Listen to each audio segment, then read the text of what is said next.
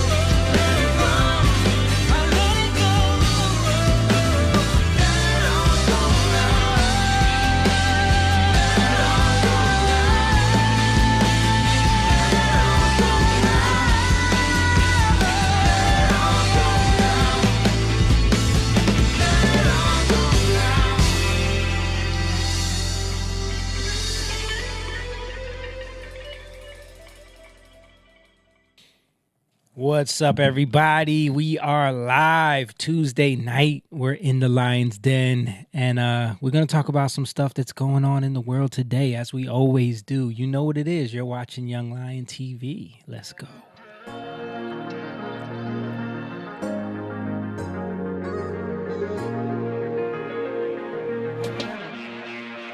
Young lion, everywhere I look, they're dying. Everywhere I look, they're dying. Young lion, everywhere I look, they're dying. Everywhere I look, they're dying. Young lion, won't you get up and start fighting? Everywhere I look, they're hiding.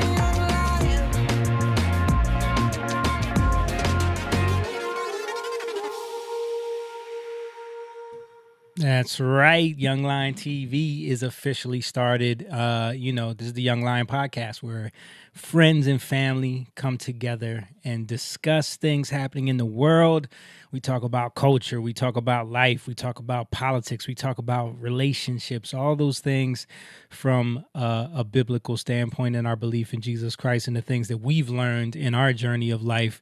And we just think it's important for people to see younger men, we're not that young, but younger men having serious conversations about serious topics. So with that being said, let me introduce my brother next to me. He is the coolest Asian in the world, Mr. Simone Chang. Here. What's up? Yeah. And I got to give a big shout out because it's been a while. But he's back.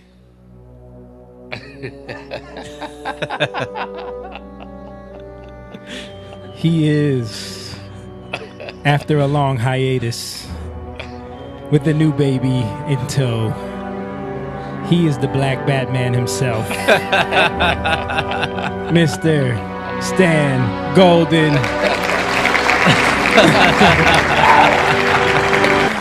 I love it. He's back. Thank you. What up? He's back, man. Good to have you back, brother. It's good to be back. That empty chair next to you is for the half black, half Indian with the Spanish last name. He'll be here soon. He's running late. The half black side took over.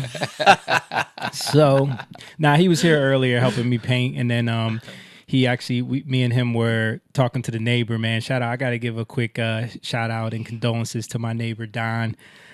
His wife passed away last night. They've been married for 35 years. Wow. And he's a good dude, man. So he always texts me on every holiday. He's always checking on us. He came when Augustine passed away. He was at the funeral.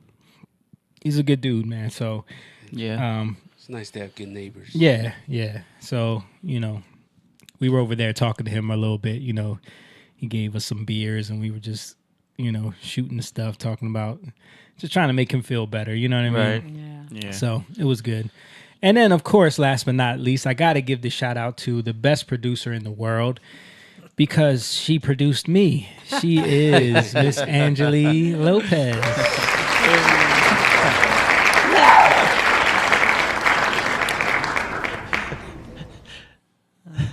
That makes her feel so good. It's cute. That's cute. That's so cute. What better production could there be than for you to produce me sitting here? I wouldn't be here right now if it wasn't for you. So, That's right. In more ways than one. In more ways than one, Mom. Got that right.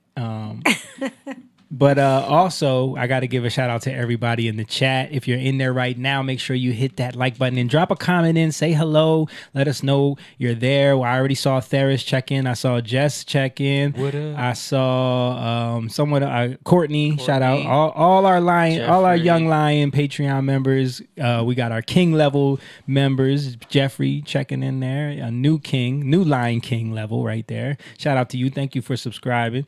Oh, and here he is. Here he is. There you go. There he is.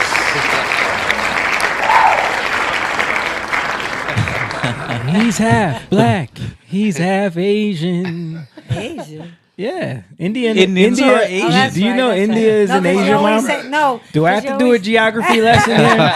No, because you're always saying the Asian, next. The half Indian? Yeah. Are Indians considered Asian? From Asian? Do Asian people consider Indians Asians? I know. I don't know. They would look down. You can on pull them, that too. table closer to you. Yeah, that's a new table. That's a new because table. the other Small. table. Indians aren't. Yeah. In India's Pull that mic its elbow own thing. towards you too if you need to. Yeah, get that There we go. where you need it. Yep. half of you are your own thing. I already gave you your introduction when you weren't here. So. Oh, nice. All He right. he was like the half black side took over. But I was joking. I did tell him you were here earlier, and I gave a shout out to Don and how we were over there chopping it up with Don. But yeah, if you're in the chat right now, you missed my stand intro, man. I played the Batman music. It was Black Batman Returns, man. He's Black MacGyver, Black Batman. And I like how Mom kept it on Jamie until you said. I said his name, and then she was like, "Boom!" She did it right. It was good. It was good. 'Cause that's what the best producer does. Yeah.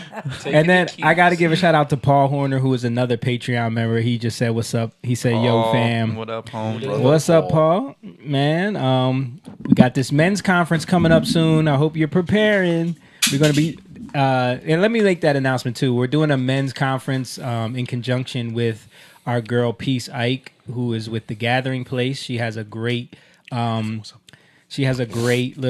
venue in Germantown in Philadelphia. We've done a bunch of shows there that have been amazing, but she does a lot of great events there. She's doing big things. She's definitely a young lion in her own right, but Yeah. shout out to her. Also, I got to let you guys know, if you want to support what we do here, like I said, family and friends just grew up together, but also, grew together in life and in learning. And a lot of the discussions that we have are about those lessons that we've learned.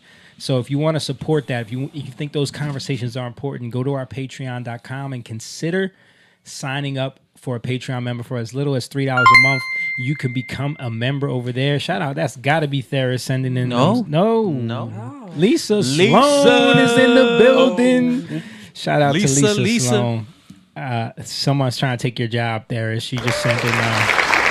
Lisa just sent in 100. She just sent in 100 stars. Thank you, Lisa. Lisa is another young lion.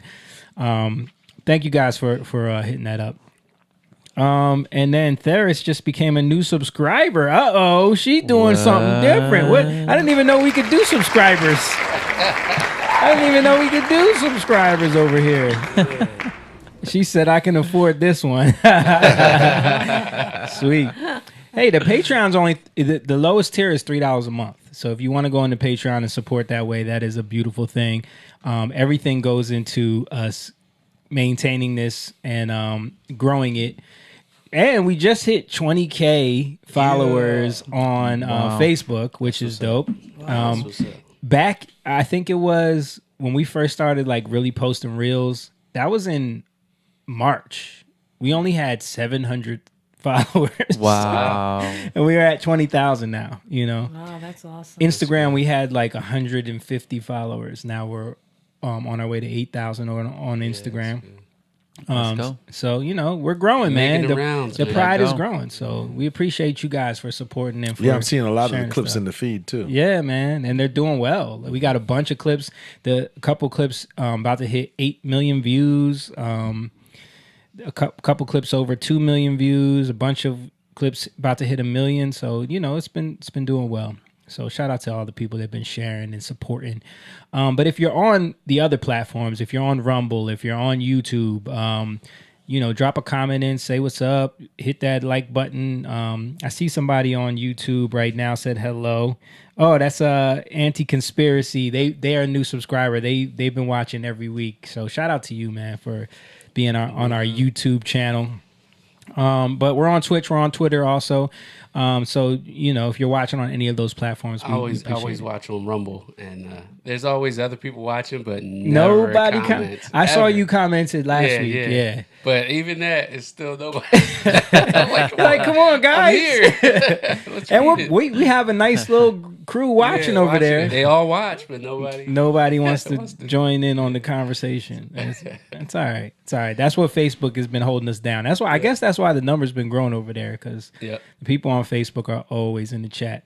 So shout out to you guys. Also, if you want to get the merch, we got the Young Lion merch. You see Moan's got the shirt right there. This is the hat. Stan's got the other t-shirt design over there.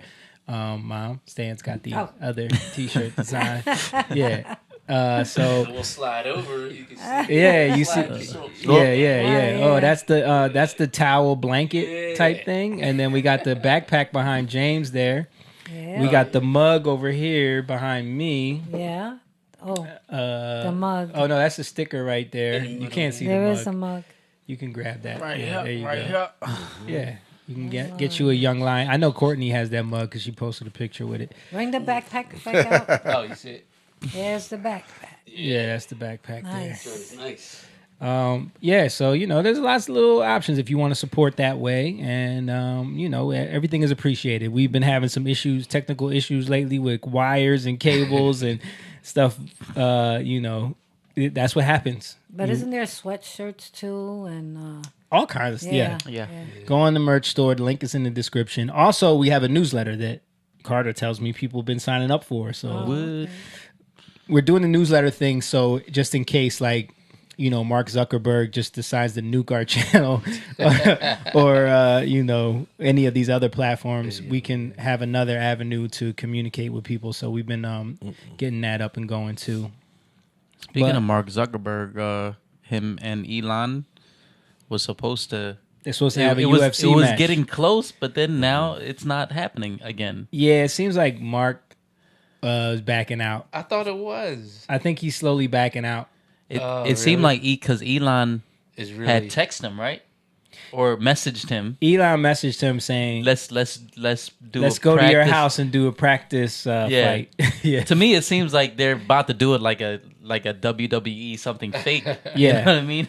It's all supposed to be for charity. They had like a Coliseum in Rome picked out. Yeah. Where they were gonna. Dana White said that he talked to whoever over there. Yeah, and they were gonna do it like at a Coliseum. Like he was training with Israel Adesanya and Elon. Volkanovski. Elon. Mark, Zuckerberg. Oh, really? Yeah, he was. Who was Elon training with? Tyson then? Tyson. He was training with somebody. Yeah, he was training with somebody. Yeah, but they're not even in the same weight class though. Yeah. No, they're not. He's like 5'7". Yeah, but Mark Zuckerberg was actually competing in like jiu-jitsu. Yeah. Yeah. Even though everyone said like he could have just paid off everyone there to make it seem like he won. You lose. Checks in the mail. Yeah. I tell you what to do. Yeah. You go down on purpose. WWE. It's scripted already. Yeah, just checks in the mail. He seems like he's one of those nerds that wants to prove that he still can do, like he's like still good at stuff. Right. So but yeah. Mark Zuckerberg and Elon Musk were supposed to fight. Doesn't look like it's going to happen. Right. But so let's get into some stuff. Anything you guys want to talk about before we get into what's been happening in the news? No, I don't think so. Okay, let's get it cracking. So I got this first story from the New York Post. We haven't really discussed this. We kind of I sent it to y'all, but we haven't really discussed this. Mom, can you pull it up, please? Barack Obama told X, "I make love to men daily, but in the imagination, letter shows." All right. Okay. What am I supposed to do with that? Any thoughts, comments? Look at his wife right there next to him. Yeah. Yeah. Mm-hmm. Makes sex daily with the men. Yeah. You saying that might be the bestie there? Is that what you're hinting at? The men. I mean, if I hear a man saying that, Oh my God. you're gay. I suggest we listen to him. He's gay. Yeah, I think that's an admission of homosexuality, right? Mm-hmm. Yeah, I would say so. Why would you send a letter to your ex about that though? That's because everything is about transgender, homosexual. No, but this was before all of that. Yeah. Before? Yeah, this is ago? from. This is when he was with the woman before, well, the actual woman. Mm-hmm. Oh. And then Allegedly. Add that in there. Yeah, allegedly. Yeah, allegedly. You have to. Yeah, allegedly. Definitely. Hey, I mean, like Yeah, but today though, Listen to him. they will respect him more. Yeah, he'll be the You know, first he's black gonna and be- first gay president. Yeah. 2 points on the intersectionality scale there. I mean, he's still buying mansions, so. Yeah, and apparently his mansion didn't get touched in Maui. Did you hear about that? No. I heard I Oprah Winfrey's didn't get touched Yeah. either. Oh, it just so happens happened that to be on the other Oprah side. Winfrey's estate and the Obama's estate had no damage. Of course. Yeah, it's crazy, dude. I seen Yeah. Paris was over there vacationing too, Hilton. Oh, was she? Yeah. Wow. Guess her stuff didn't get touched either. If she Yeah, has that's what the property. firefighters, they're over there busy helping them out. Make sure Yeah, no fire goes there. it's crazy. Build the wall, right? Build that wall. Yeah, It didn't make it over that wall. The fire didn't make it by that but wall. did y'all see the fires? Those fires I were seen it, crazy, yeah, man. it's Those a fires shame, were I saw crazy. some of that. Let me see. Look at this is some of the footage right here. I've never seen anything like this. This was like so it was so windy because of the storm that blew in. Look how it's blowing the fire across the street. What? Yeah. What? Crazy. Get out of there!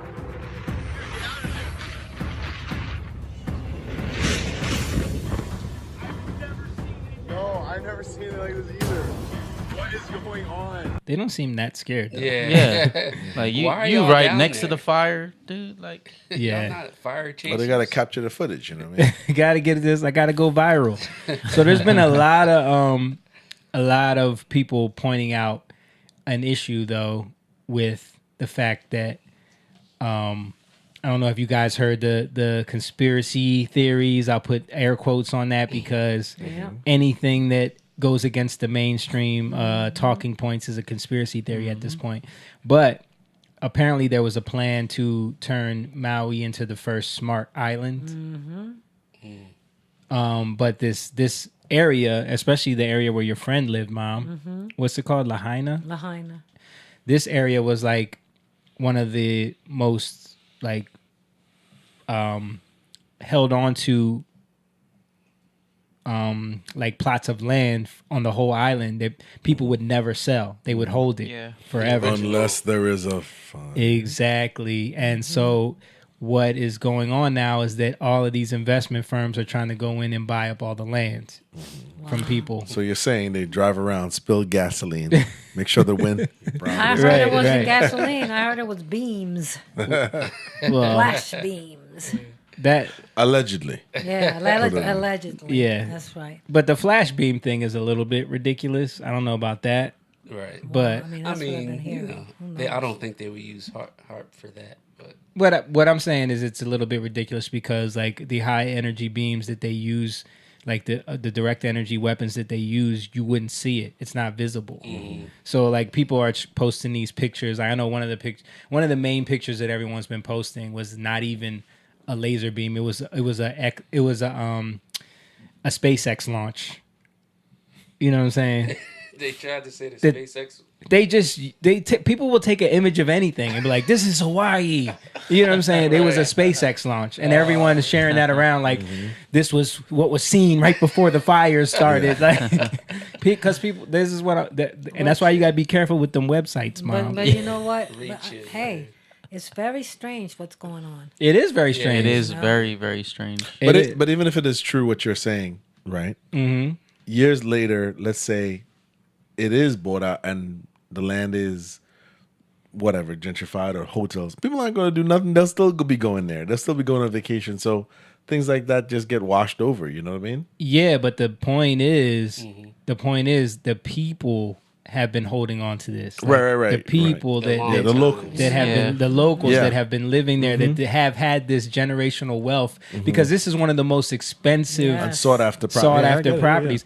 Oprah's been trying to buy up land in Hawaii forever, and now it's completely devastated. Never so let the crisis. yeah, never let a good crisis go to waste. I will play a little bit of what people are saying. Let's show this video right here. from this guy. So today we're going to give a little update on the Hawaiian fires. Now I want you to look at this footage. Because it is a little And strange. this sure doesn't look like a fire to me. It looks like something almost exploded or something went off. Now, what's interesting is certain things are still standing while other things are not. Now, A lot of people were pointing that out. Like, you'll see a whole house demolished and exploded and cars completely burnt to the ground and a tree standing right next to it. You the know? governor did say this is climate change doing this. Interesting. What they don't talk about is in January how they had in Maui a smart city conference to turn Maui into an entire smart island, changing everything to electric, renewables, solar panels, and pushing everybody into electric vehicles. 15-minute smart cities. So now what's also interesting is next month in September, Hawaii is hosting the Digital Government Summit utilizing AI to govern the island. It's almost like they're resetting something to start rebuilding for this in which they're trying to push. Now, when we look at all the climate change narrative that they're going to try to push, but they're not going to talk about the Weather Modification Act of 1976. I highly recommend everybody look into this act because who is involved in the weather modification activities? Department of Agriculture, Department of Defense, Department of Interior, EPA, and NASA. So if they're modifying the weather, then could they have caused this event? So if we see that the Department of Defense and other factions are responsible for modifying the weather, well then if we look at direct energy weapons, we can maybe see how this could all relate to this event. So You see how that direct energy weapon, you didn't see no beam? But yeah, so, I mean, it's a lot of speculation there. We don't know, but I wouldn't put nothing past. Yeah. I mean, all of these wildfires. Well, especially now that you're saying that certain properties weren't touched. Yeah. You know. Yeah. All that devastation, but Oprah's scot-free. I would like to see where the relation is to, you know. And I heard that, touchdown. well, let me see. I think that clip is in here. Oh, here, I'll play this clip because this guy breaks down Lahaina and what it means there. What's going on in Maui? There is a lot to unpack, so try to keep up. Several wildfires have broken out on the island of Maui, creating mass devastation and destruction, most notably the town of Lahaina. This is not the people's fault, and our hearts go out to those affected. Why is Lahaina significant? It was once the capital of the Kingdom of Hawaii, prior to the forced U.S. annexation and the eventual move to Honolulu. Lahaina is filled with native property and business owners that have dug their heels in and have refused to sell their properties to conglomerates such as BlackRock, Vanguard, and Oprah. Unglobalized prime oceanfront property still owned and managed by the natives. So what caused this destruction? Short answer, no one knows. All government agencies, local and federal, have vehemently stated that it is unknown. However, there are two competing theories online. One, environmental. The perfect combination of a major hurricane 200 miles off the southern shore of Maui, combined with northern pressure to create massive dryness and winds. Or two, diabolical. Something the conspiracy theorists call a DEW, direct energy weapon. What? I had the same response, so I started Googling. The first article that pops up when you Google Maui DEW is from Newsweek. It starts like this. The devastating wildfires in Hawaii have brought a new conspiracy theory from climate change deniers who suggest that the destruction was orchestrated by the federal government's direct energy weapons. Ugh. Anytime a propaganda media article starts with conspiracy theory by climate change deniers, makes me want to believe it more. Next article, fact-checked, false. Wait, what? I thought the facts were unknown. But how can we rule out trending theories as impossible already? Joe Biden just announced that the federal government will provide aid to those that lost their homes. That means homeowners who lost their houses and properties can now loan money from the federal government at a low interest. Joe Biden announced nothing. Joe Biden, when he was on the beach, they asked him about the devastation in Hawaii. You know what he said? No comment. That's what he said. I heard that, yeah. Right. Your super valuable property that is skyrocketing in value, you can now get a new mortgage courtesy of Uncle Sam. There are also countless efforts by the people to send aid and support to devastated areas. This would be great, except local residents are now saying that they are having difficulty delivering such aid and only FEMA and Red Cross aid is being allowed in. Roadblocks everywhere. No one allowed in or out. And Maui is an island surrounded by water next to one of the largest U.S. military bases. Local residents are saying that they received no advanced warning and that they only evacuated once they saw the thick black smoke at their doors. Why was the federal response so slow on this matter, waiting until the fire had overtaken this area prior to action? I don't know what's going on in Maui. Our hearts go out to all those affected, and we pray for your safety. That's another thing. You know that Maui has, or Hawaii has, that emergency early warning system because they're so close to, China, Japan, Russia. Yeah. So remember that went off like about a year ago. It went off like randomly, false alarm. Remember that? Mm-hmm. Because of some like tsunami triggered the early warning system and everybody was freaking out. So when it's a false alarm, it goes off no problem. But when there's a real disaster, when they asked the governor what happened, they said, "Oh, it must have malfunctioned." So the people got no warning. Yeah, it was crazy. I heard people like jumping into the water. They were, Drown. yeah. People were trying to escape the heat so bad. It's like it's almost at like 100 deaths right now. I think it's like in like 100 years, it's like the worst disaster that happened on American land. Last thing I heard is still over like 1,000 people missing. Wow, 1,000 people missing. Yeah. Wow. Yeah, and a lot of people are coming online and saying like, people are trying to help, but they won't let us. They're only letting FEMA in. They're only letting, Red Cross in or whatever. Controlled by... Just trying to control everything. It's messed up. Yeah. Let me show these real quick. Okay, I gotta tell you guys, I am so frustrated with investors and realtors calling the families who lost their home, offering to buy their land. How dare you do that to our community right now? If you are a victim, sorry, I had a little bit poor reception right there. If you are a victim and they are calling you, please get their name. People keep calling me, sorry. Get their business name so we can put them on blast.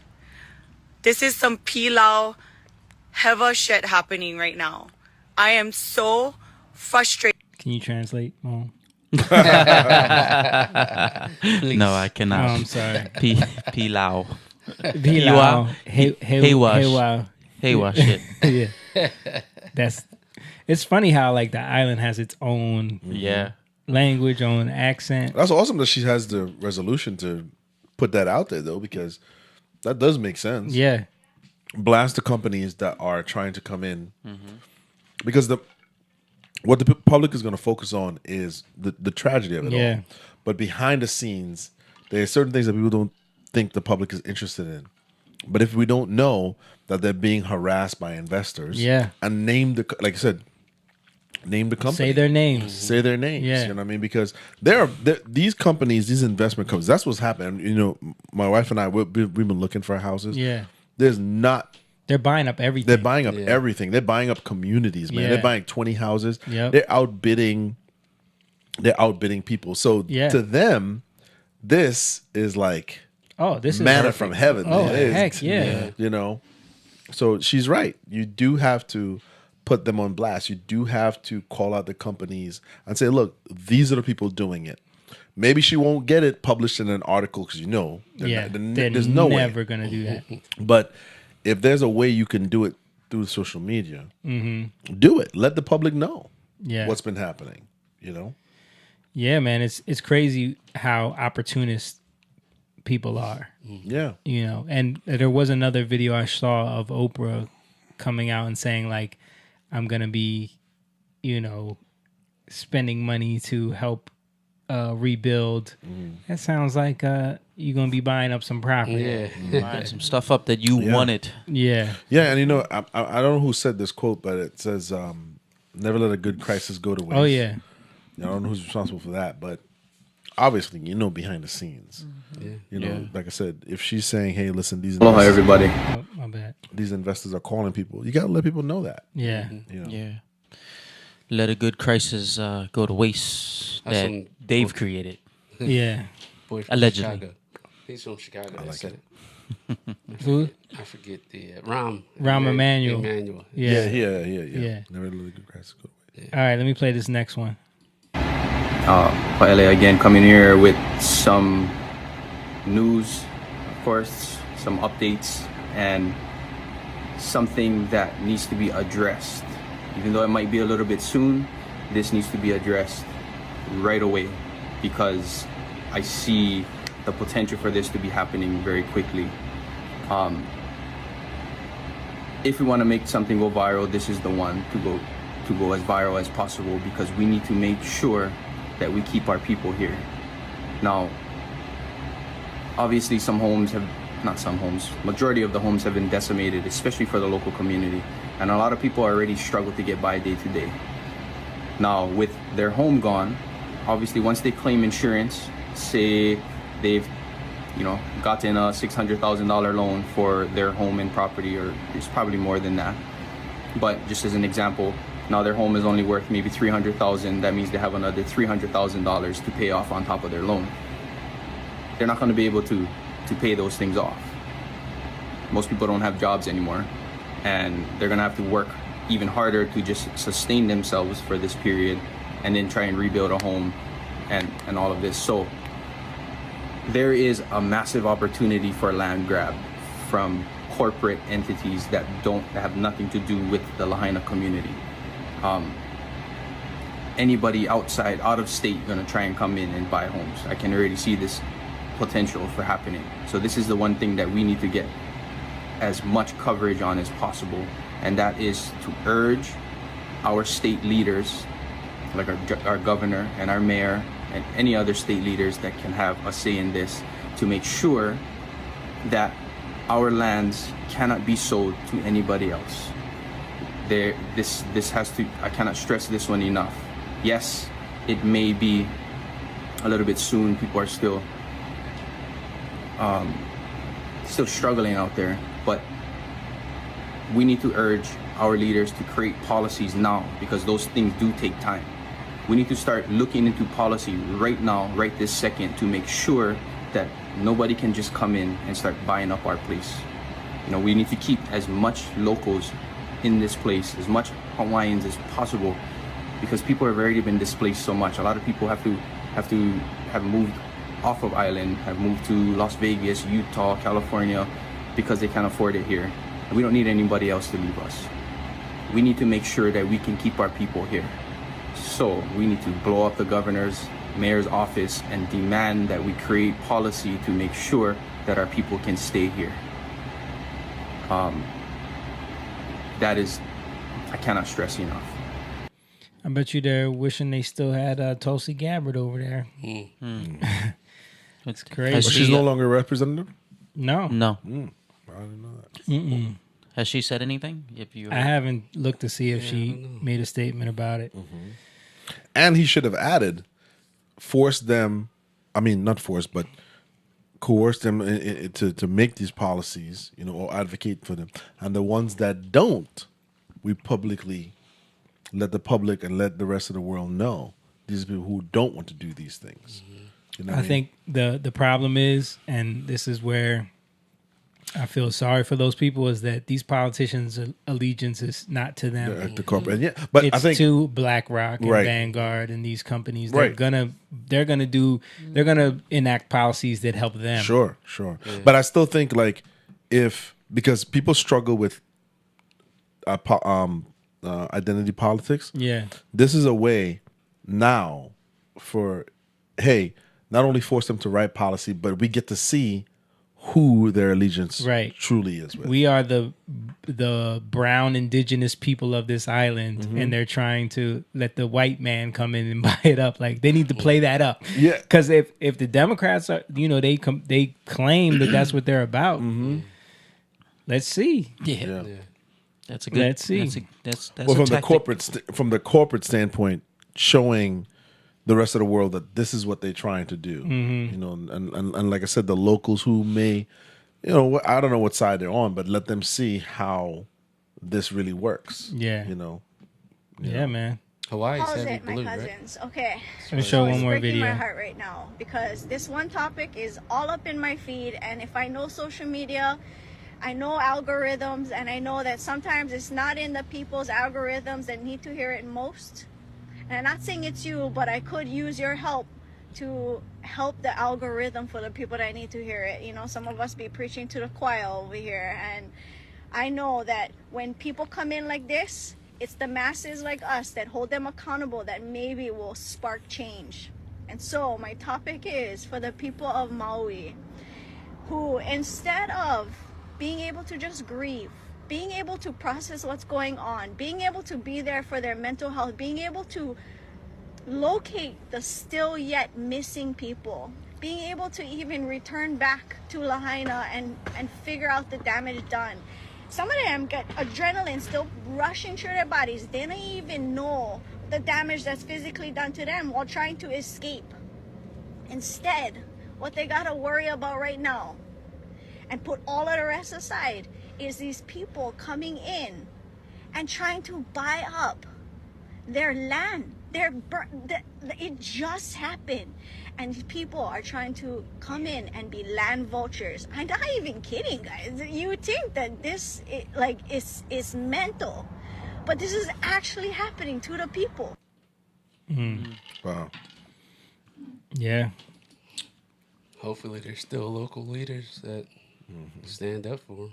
Yeah. But These leaders, man. yeah, they sell out. And they have a lot of ways to pressure you, to put you in that pressure cooker to make you take that deal.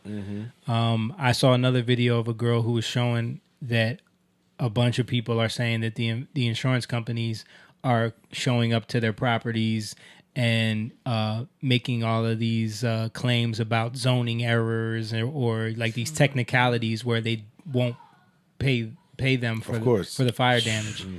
So they're finding ways to not pay out these insurance claims. So what's that going to do? Yeah, that's going to force you to have to do something. And if the politicians don't stand behind the people, specifically the lawmakers, to force these insurance companies to do that, they're done. Yep, you don't stand a chance. It's crazy, man. So yeah, our hearts go out to the people, man, out there in Hawaii. Keep making those videos. That's yeah. Keep doing it. Let it go viral. Yeah. Let the show the world, and pray for Hawaii, man. Pay. Yeah. I mean, you start thinking like, why is it so extremely expensive to live there? Yeah. Is that also because you heard the one dude saying that so many of the natives have moved off the island because it's too expensive? Is that even a tactic? Yeah, to buy up that property because the Obamas can afford it. They got a big estate there. Oprah's got a big estate there. Yeah. Well, how do we as people fall into this trap? Is let's just say this stuff does go on deaf ear. Yeah. And in 10 years, 5 years, 10 years, large hotels and large places, those investors do come in and win, right? Yeah. They beat the natives and they get them. How do we play a part in it? Meaning the public, right? By us going over to those resorts, by us going over there to have a vacation, they won. Yeah. Because it's not going to matter. It's going to be the revenue. It's going to be the sale of the plane tickets, the buying the hotels. Because ultimately, in 10 years, if they do achieve their goal, this is the investors I'm talking about, of buying the acquisition of the properties, they win by us showing up to vacation. Because we've all forgotten what happened. It was taken under divisive means. You know what I'm saying? So by us going to these places and investing and spending our money there, they win. And it may not even be for vacation. It could be private. It could be a private community. Yeah. They could be setting up for these are where the certain people are going to be able to live, and they want that property. It could be that too. Yeah. You know. I think it's we got to start doing a better job of looking like, all right, who are these companies like BlackRock and Vanguard? Who are they invested in? Who are they propping up? Let's just stop supporting these companies. Let's not support anything else they're doing, and let the dollar speak. Yeah, that we're tired of them, because they're not only forcing, price mark. They're not like, changing the pricing market, forcing people out of the housing market. They're also forcing these DEI systems on us, these ESG score systems on us.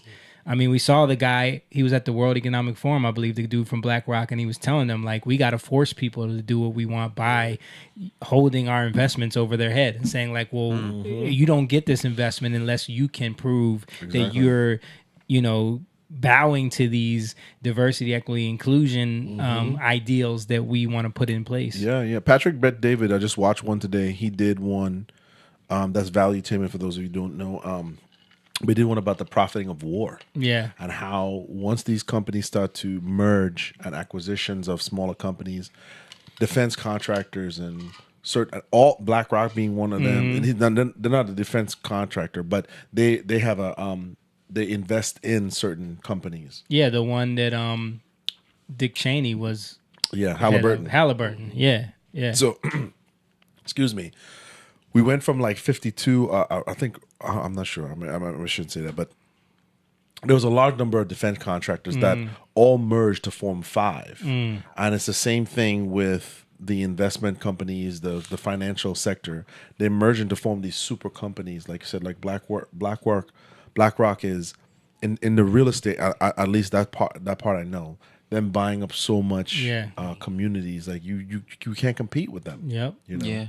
It's big money, dude. Like, I remember talking to some people who were like military people, even, aside from the gun thing, that selling guns for wars, and then even after the war, you buy that property. There's contracting, building things back up. Yeah. So there's money in that. Yeah, and I think maybe that's why for the average person we struggle. Because most people want to do the right thing. But if you have a hospital, if you built a brand new hospital, it's not going to be profitable for your hospital to be empty. The more patients you have, the more beds that are filled, the more revenue you're going to build. The people who built that hospital aren't interested in healthy people. They're interested in sick people. So the more people that could come and be unhealthy, the more people that need beds, the more money and the more profit they make. And that's just how it works. It's the same thing with defense contractors. They're interested in war. They're interested in their profit off of this. Yeah. So then when there's no war, they're out of business. It's the same thing with the fast food industry. You guys have played these highlight before. As you're talking, I'm thinking about the food and drug. The food and drug. So think about it. They feed us like it's so cheap to go to fast food and eat. Yeah, we see it all at the McDonald's. There's dollar menus, and then But the same agency that's in charge of regulating food is also in charge of regulating the drugs that are then used to treat what is done to you by the bad food. Yeah. So right. Yeah. Yeah, man. I mean, I was thinking, going back to Hawaii, like, Hawaii is an island, right? It's surrounded, there's multiple islands. It's surrounded by water. Yeah. Right? But they want this island. They want to buy this. And I'm thinking about climate change. Yeah. All of the climate change. Crazy. Yeah. They want this land, but there's, all this climate change. They should be afraid. Speculation of the water rising. What are you talking about? Right. Yeah. So they should be afraid of this island. By being 2050, water's gonna. Right. But I need this land by the beach. This, yeah. I need to run all the natives out. Yeah. Don't be fooled. Yeah. Yeah. The climate change. Yeah. But that's why the yeah, that's interesting, right? Everybody who's all the elites that are talking about climate change all want beachfront property. Yeah. Right. Yeah. But they're telling us in the next 10 years that property is going to be gone. We're not going to have property. What are you buying? Don't worry about it. Yeah. But that's why one dude he brought up the Newsweek article that started with climate change deniers are talking about direct energy weapons. Like Climate change deniers? No, it's just people that are looking at what's going on. Right. Like, And they're using certain language to get ahead. Yeah, because they know. Well, they need to blame it on something. Right. These wildfires are like, how are these wildfires? Have you ever seen the map of like the wildfires? Have you ever seen this? No. In Hawaii or just worldwide? Yeah. Worldwide. Like there is I had no idea there was massive. A map of Tim Pool showed it on one of his podcasts. Okay. Yeah, but it's like all over. Yeah, and they're popping up like crazy. So here's one. This is the global fire map. Oh wow. Dang. So wildfires have been like raging out of control in all of these areas. And it's like, bro, Southeast Asia is like completely. Yeah. Yep. They're getting back at them Vietnamese. They want that land. I want the land. Give me that land. But yeah, so of course they want to be able to say this is climate change. You hear them keep saying like, "Oh, the hottest July in record in history." So they want to be able to say that this is climate change because that also pushes the narrative, you know, and then they can use that to keep getting people in a place of fear to sell up these properties. Yeah, which is why you don't want to buy this beachfront property. It's going to be under in 50 years. Right. Why do you want it though? Right. No one asked those questions.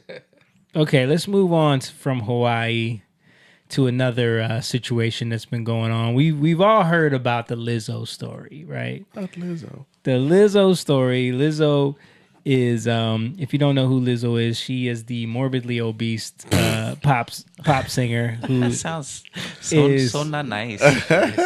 This is just a scientific fact. I'm not being mean. Morbid. She's the morbidly obese pop singer who has become the face of the body positive movement, right? Yeah. Although when a lot of girls say, "Listen, leave her alone," I said, "Well, you look like Lizzo." I love when I saw that for the first time. I was like, "Yo, that is genius." Whereas like a guy actually did that where he was on the street asking girls that, like, just to show the hypocrisy of feminism. Yeah. And he's like, "Yeah, man, do you on a scale of 1 to 10, how would you rate Lizzo?" "Oh, Lizzo's a 10. She bad. She is beautiful. You kind of look like her."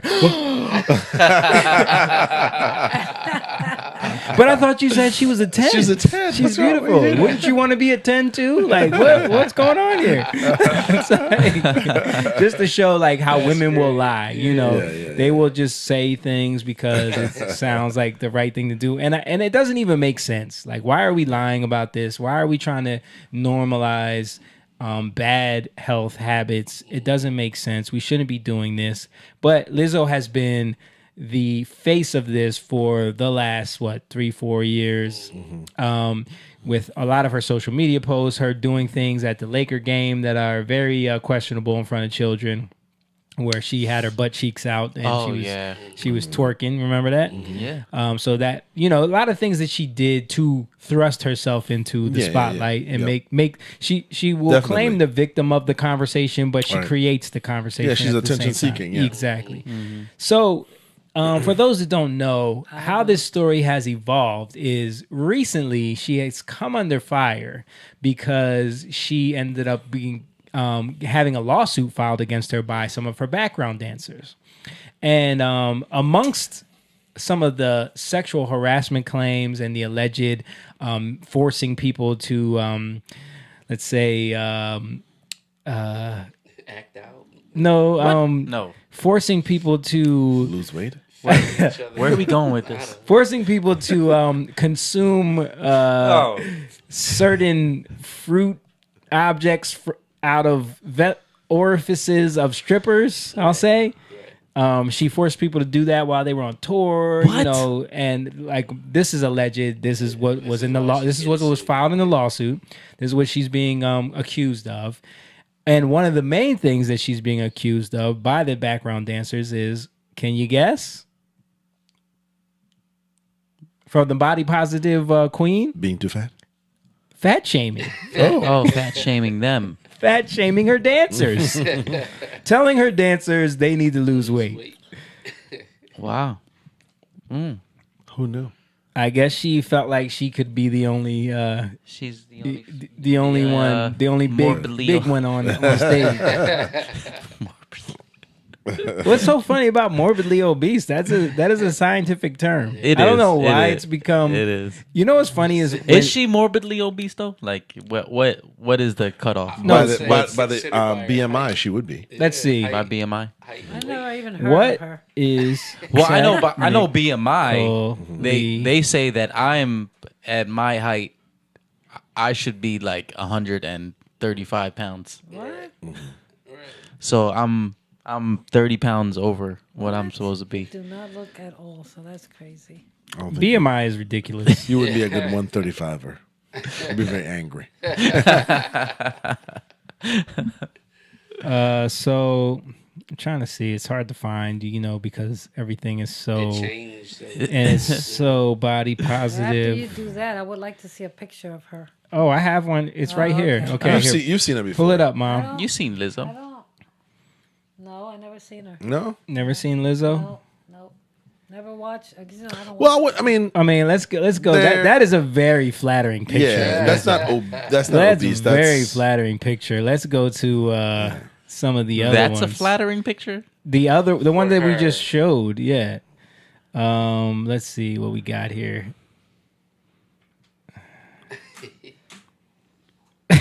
I love it. I love the whoa. She don't care. She knows what but that's become part of her. She does care though. Her brand. She's made plenty of videos. Yeah. No, that's I'm become. saying she don't care that she's big. She just. But she can play the flute, guys.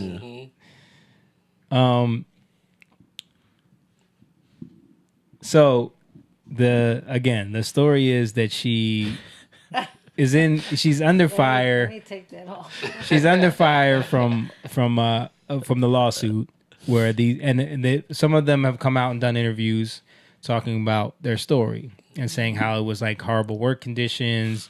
She was mentally abusive to people, and then like they're talking about the fat shaming thing. She would tell them that they need to lose weight, blah blah blah. So to make a long story short, that article and Stan sent me that was about how Lizzo has reportedly been dropped from her Super Bowl halftime show performance because of this. All the controversy.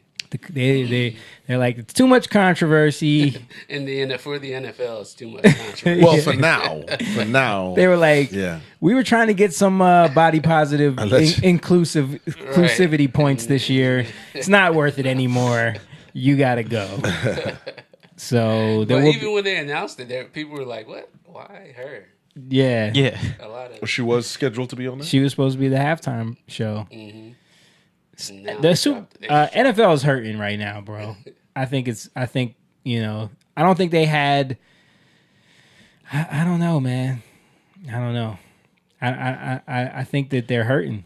It doesn't have sports in general, right? Yeah. It's sports in general. Doesn't have the same grip it used to have. Yeah, it doesn't. I think baseball is doing okay, but I know basketball is down. NFL's down. NFL's down. I think a lot of people are waking up to the whole, with the NBA, the China thing. Yeah, the fakeness. NFL, the whole vaccination thing. Vaccination and the national anthem thing. Yeah, the national anthem thing. Like people saw the DeMar Hamlin thing. Yeah. That was a huge hit for them. And then I think even just during COVID, like a lot of people, I know for myself, even myself, it kind of like didn't seem that important anymore. Yeah. You know what I mean? Yeah. Like, because it wasn't there. So. Yeah. And there was so much other things going on that it was like you started shifting like what your priorities in life were. You know?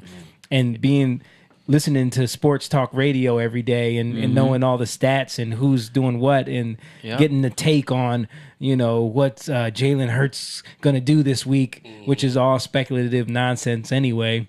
It just became, I think the spell was a little bit lifted for me. Yeah. Right. So then watching it, it's like, yeah, I still enjoy watching football. I love it. I love sports. I love competition, but I don't obsess over it anymore. Right.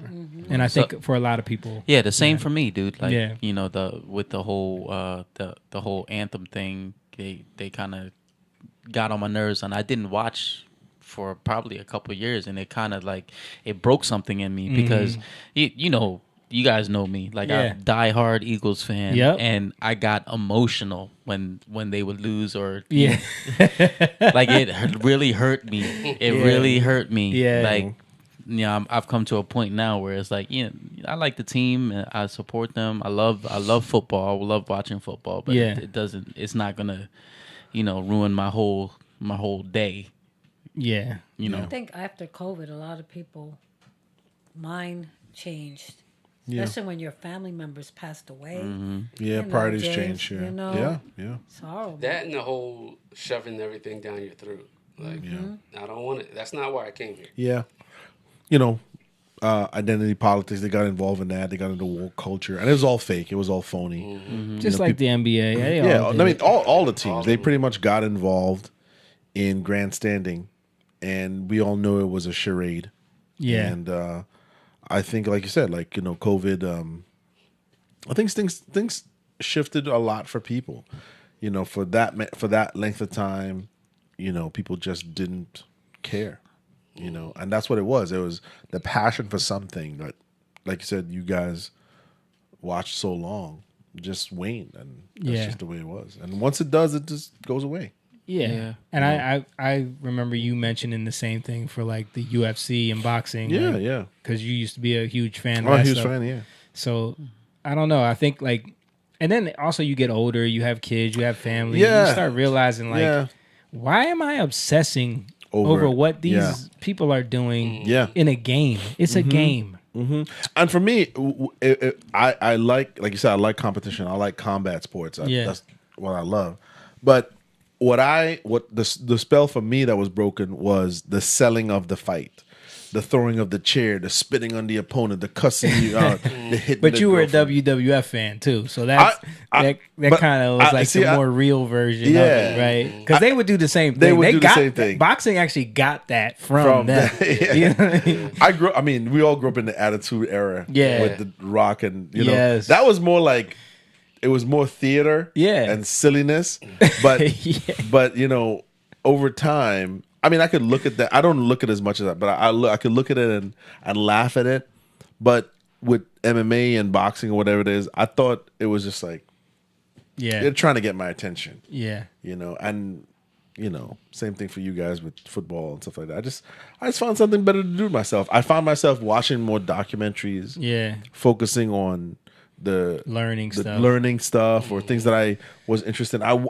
I realized that my investment in specifically other men making money while I watched them live their lives was a bad investment for me. Bro, especially that was another wake up call for me too. It was like when you spend 6 to 7 to 8 hours on a Sunday watching football, I just started thinking how much stuff I could have got done. Right. You know what I mean? Like so much stuff. So much stuff you could do. And I do have a lot of stuff to do. So it's I'm wasting time watching these people play a game and being caring so much about what happens. I don't think that under the banner of world pandemic, I don't think they thought that a lot of people would give up the addiction to entertainment. A lot of people didn't, and that's why a lot of people compromise on a lot of things because they were not willing to give up their addictions, to those things. But a lot of people did wake up. A lot of people, the spell was lifted, and that's what you're right. They weren't counting on that. They were counting on a lot more people complying. I saw videos of Bill Gates literally saying that he didn't he was surprised with how many people didn't comply. Resisted it. Yeah.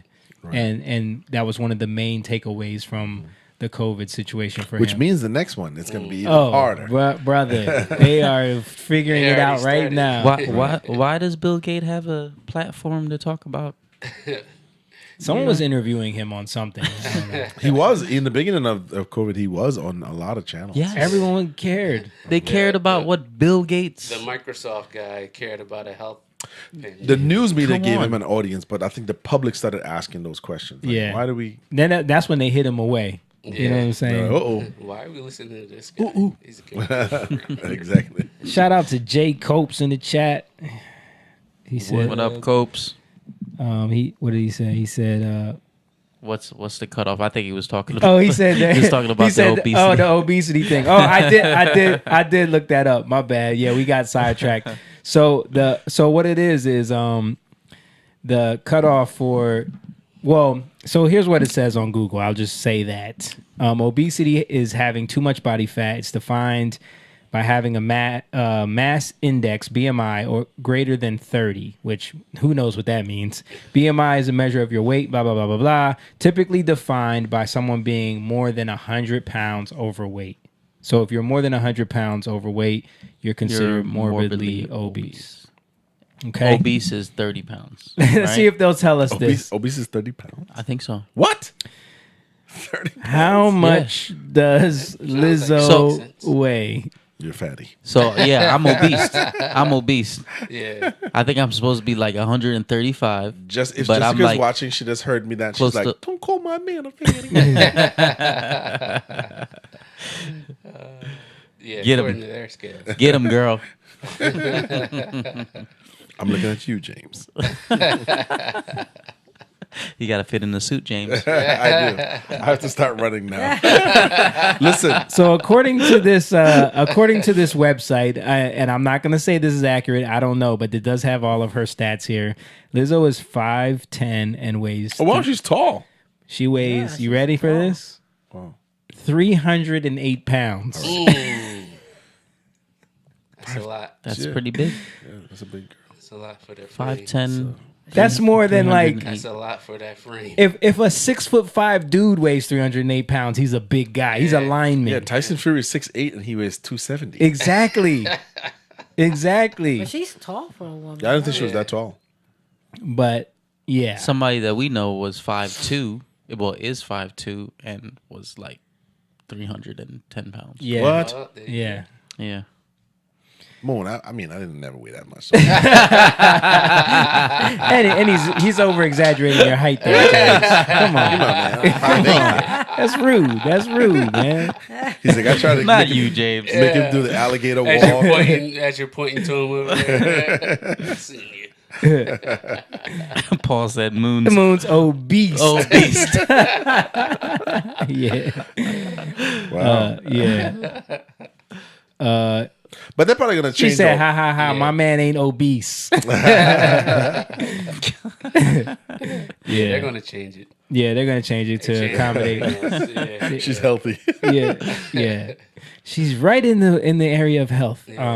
Yeah. So now the Super Bowl it has nixed her. We'll see who they replace her with. Probably gonna be someone. Probably even, somebody corny. Allegedly. Yeah. Supposedly. Yeah, allegedly. What's up with the entertainment? The Super Bowl has not been. Wasn't Jay-Z's It's- company in charge of that at one point for the Super Bowl? Yes, I think that's it when still they had is. Travis Scott. Yeah. Yeah. Isn't it? Yeah, I think he still is, right?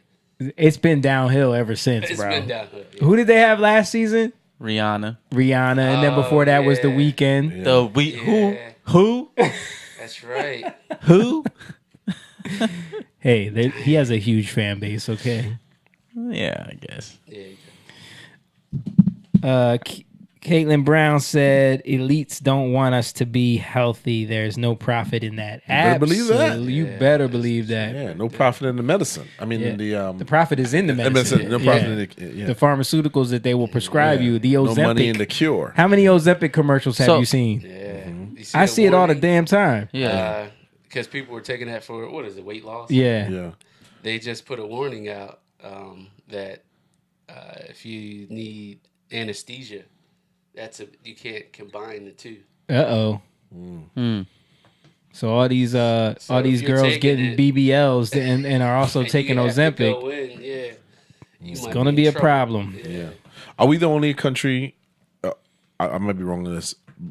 You probably know this, but what countries are allowed? So certain countries aren't allowed to show any drug advertisement, right? I think you're right. direct I to think consumer. I think we're the only country that can do that. Yeah. United States and New Zealand Okay. are the only two countries. Right. And Ronald Reagan is the one that put that into place in this country. Product of Reagan. Yeah. Yeah. Reaganomics. It's funny how I told you my insurance company, they keep calling me. Yeah. Still. They want to know. They wanna They look know. at, because you're in the age. They want to know what I'm They're- taking. they're- They want to know if I've gone to the doctor. You They know wanna why, Mom? They have your chart there, and they're like, this chick should be on 18 medications by now. We got to start finding out, like, is she alive? Right. Is she okay? Maybe we can convince her to take something, blood pressure, insulin, something. True. You got to need something right now. But no, you just keep doing what you're doing. Stay healthy, Yeah. working Eat healthy, out, work out. eating right. My mom does her keto. And Yeah. remember, you were having kidney issues, you were having blood pressure issues, you were having all these issues. As soon as you changed to that diet, everything changed. Your cholesterol, your cholesterol. Speaking of cholesterol, can I get a little bit more of that? Oh yeah, yes, sir. My brother. Yo, same thing with Jess. She just went back to Virginia Beach to do her yearly exam. The doctor was just like, she's healthy. Yeah. She's like, you don't take any medication or anything like that? What do you do? Yeah. I eat right and I work out. Yeah. Dude, It's like they're surprised by that. and even if you go to the doctor, I know when I've gone to like urgent care or something just to get something checked out, if I have an issue with something, they always are surprised when you tell them you're not on medication. No, I don't take right, nothing. and you're young. Imagine Yeah. me. They're like, "What? You're not on anything?" No, and they just keep saying, "You sure?" I'm like, "No." Are you sure? I remember one doctor said to me, "How many allergies do you have?" Like, instead of "Do you have any allergies?" it was "How many do you have?" Like, It's just I was like, "I don't have any allergies." Right. Oh. Like, he's not used to that. You know what I'm saying? Like, what is happening to us? I remember I went and they were like, this was before I started paying attention to what we eat, and they were like, you have pre-diabetes. But don't worry about it. You can go and have a Slurpee when you leave. Oh here. yeah, just You go know, ahead go and ahead and just go ahead and get that. Go ahead and get a good case of the sugar. That's the thing in the black community. Like, it's become so common. They call it "you got the sugar." Yeah, sugar. You know, Heart disease. Yeah, Yeah. that's crazy. It's They just really funny, told though. you Like, yeah, go have one. Big gulp. go get a big gulp. Big gulp. Enjoy you some high fructose. And they're so much after me that they want to come to my house and Wow. give me tests. dang. Yeah. That's the insurance companies. Even for as much as we clown other countries for their wokeness, even they banned high fructose corn syrup. Yeah. No other country is allowed to use it except here. Wow. Yeah, that's true. I did see something about that most of the countries will ban any kind of artificial sweeteners, flavors. Like, if they don't ban it completely, they have to fully disclose what it is and what it does. Yep. You know what I mean? Like, in fact, I think it was because of something I was watching about Kerrygold butter. Yeah. And it says like it's one of the Best butter in the world, by the way. right? Because it's purely Delicious. that. It's purely it's pure Milk fat. pure milk fat. Yeah. So it's like it has to be advertised in such a way. While here they could. Dude, they used to sell us margarine, country crop, man. that was industrial Right, machine lubricant. Grease, You know, that they turned into. They're like, well, the industrial age is dying. What are we going to do with all this lubricant? Make people eat it. And We have a most, bill for it. Yeah, most Hispanics eat margarine. yeah. It's cheap. It's cheap. But they did the same thing with Yeah. canola oil. All of the Yeah. All of the First of oils, all, we talked about Edward Bernays on here and how he was the father of marketing and propaganda. He's the one that came up with the advertisement for Crisco, which was the first, because people used to use lard. Yeah. And remember, what Crisco was designed to look like lard That's true. Yeah.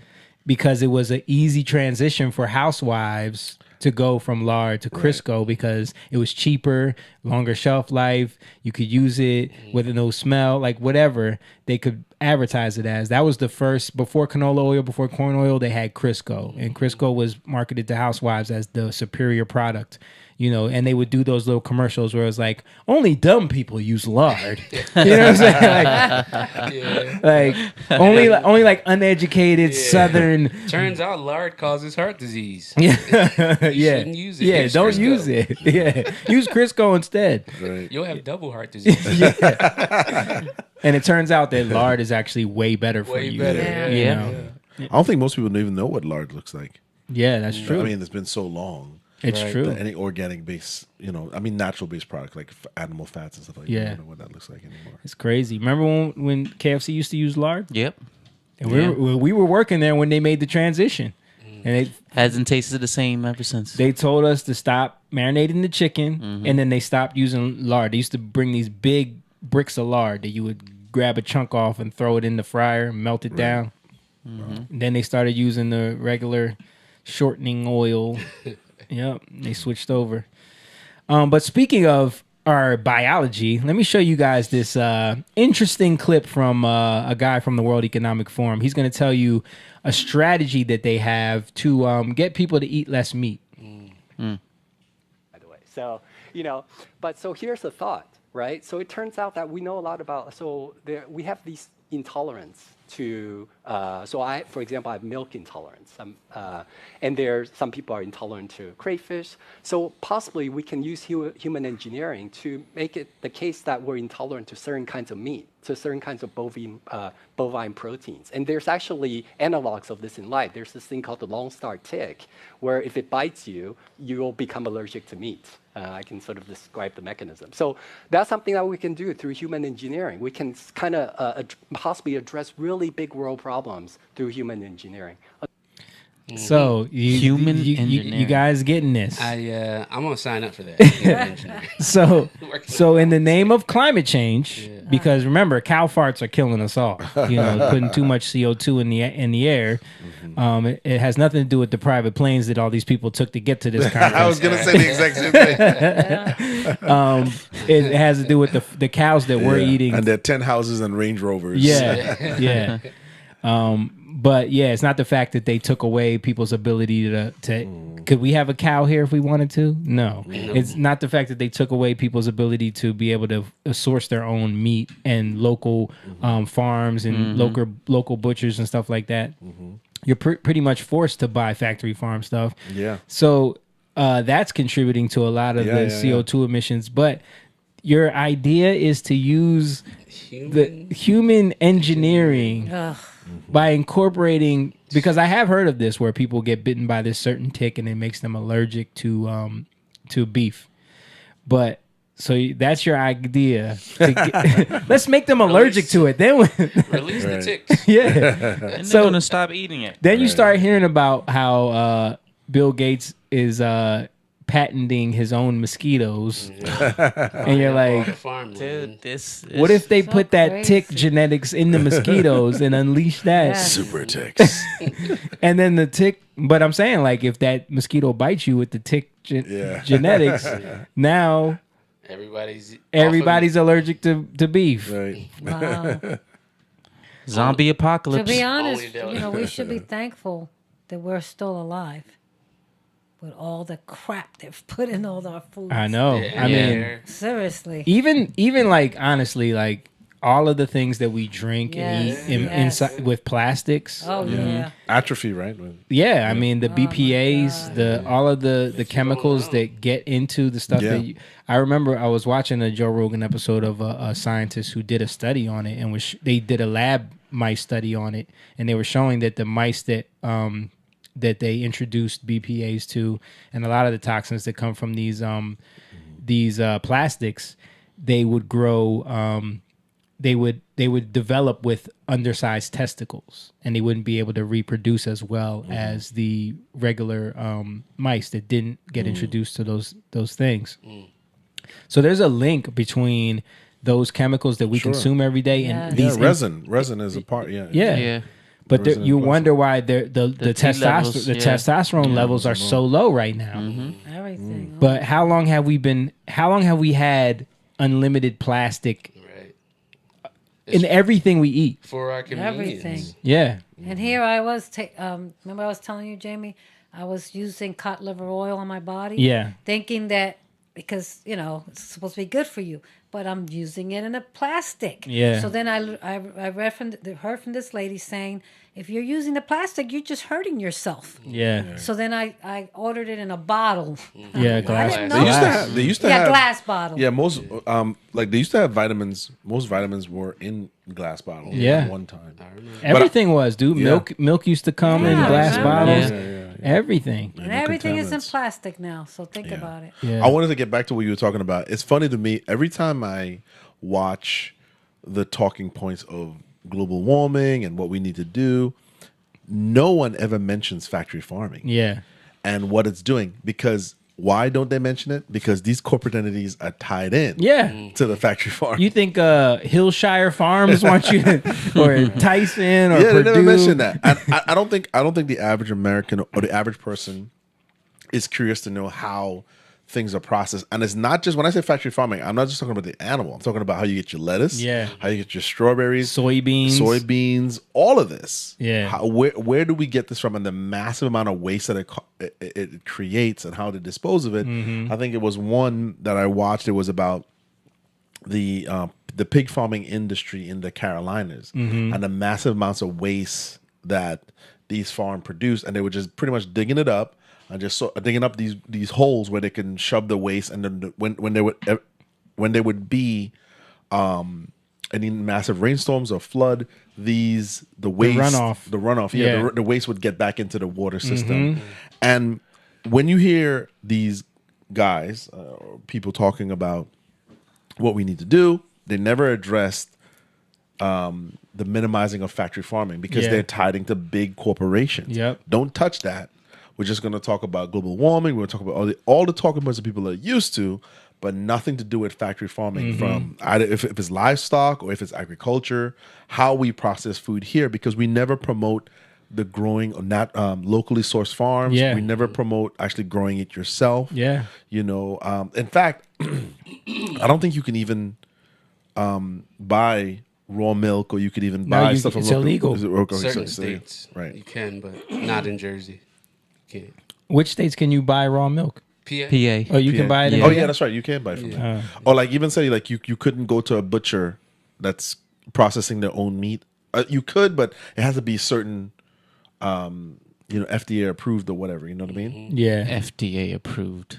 Right. That means nothing to me. Yeah, right, exactly. That's the experts. Shout out to Emma. He said, "Greetings, guys." He said, "Still on the road." Hey, man, glad you could listen to us while you're driving. Yeah, he's doing truck driving. Oh, okay. And Jake just chimed in. Shout out to Jake, who's on vacation right now, so he couldn't be here tonight. Nice. So we hope you're having a good time out there in the free state of Florida. He said, we're literally attacked on every level. When you realize this, you always realize how much we actually need Yeshua. Yeah. Right. Amen. Amen. We do. Man. Yeah. Because when you start thinking about, like we were just saying, you start thinking about the plastics. You're thinking about the high fructose. You're thinking about the soybean oils. The everything that you buy from the store has some kind of seed oil, hydrogenated oils in it. All these things are poison to our body. It's like, how can you even function? How can you? And you can soy get was like a big soy had like a 10-year run, man. Yeah. Well, it's still huge. Really? You know why? Because if you look at a lot of products, they use the oil. Okay. They use soybean oil. It's a cheap oil. It's soy milk was a big one. Remember that? Yeah. That push was so heavy, bro. Yeah. And it's like faded out. Well, because people started realizing that you can't just consume tons of soy because it's high in estrogen. Yeah, I remember that one. It's gonna give you boobies. Give you boobies, and also low T. So then you wonder why, like, people were raising their boys on soy milk instead of regular milk. You know. Yeah. The term soy boys. Yeah. You know. You just made that up right there. No, you never heard of soy boys? You never heard of soy boys? Jake said, little Jake says hi. What's up, buddy? What up? What up? Yeah, they it's But would we, here's the thing though, right? Like we're saying that, and I know you guys are what I'm saying, but like the public, we have this information, but how many people would actually grow their own vegetable? would actually go to a local farm, pick out animals that they want to consume or participate in this to avoid the factory farmers. It's just easy to go to the supermarket, go to the meat section, pick out Purdue. The convenience of life. Well, here's the thing. Here's the thing, brother. Like, these are the same people that believe in Darwin's theory of evolution, right? And survival of the fittest, and natural selection, and all those things. So if those people aren't smart enough to make those decisions, then we just gonna have to outlast them. You know, we will teach our families how to avoid these things, and the people that want to poison themselves every day. I mean, I'm joking, of course, but hey, I still want to get some acres. Yeah. Everybody have a couple acres. Yeah, we can have a little commune. We can have the farm section. It used to be encouraged, victory gardens, but not anymore. Yeah. Grow your own victory garden. But I had a point. Sorry. No. Before James, I don't know. It will come to me. Well, while you think of that, I have another. I have another video here about something that I couldn't believe it when I saw it. I don't know what you guys think about this. It was speaking of people being allergic to meat. Let's see what this is. Wild. So I stumbled across this website this morning called bitelabs.org. So they're saying that they can take tissue and muscle from celebrities and mix it with animal meat and some other things and grow actual meats out of it in a lab. What they do, they say they take myosatellite cells obtained by biopsy. It can be found in adult muscle that repair and regrow damaged muscle. So they say the benefits are if you eat this meat from these healthy people, these healthy adults, it's going to help you get stronger, your blood flow is going to be better, your heart rate's going to be better, your muscles will grow stronger. I personally would never eat human meat, but this is a 100% real website. You can check it out for yourself. Come back in the comments, let me know what you think. What? So they want to make us allergic to real meat, but at the same time offering up celebrity meat, human meat, celebrity human meat. Did I lost that mind? That's not real. I can get a chunk of Kanye West. It's not real. You don't have the answers, Jamie. You don't. Ellen DeGeneres? No, thank you. Yeah, that seems fake. Does it seem fake? Let's see. Let's see if we can look it up. What is that website? Fake, can anybody see what that website says? What was that girl's name? Lizzo? We can get a bite out of her. It's gonna be fatty. It's gonna be fatty. Bitelabs.org. Let's see if it's real. Of hams. Bitelabs.org. Here we go. It's not. I don't know. Oh, that's not it. It's a soccer. Bite Labs. Let's try it again. I will say, I think there's fake. One in Israel that does it. What? Grows meat? lab. Oh, yeah.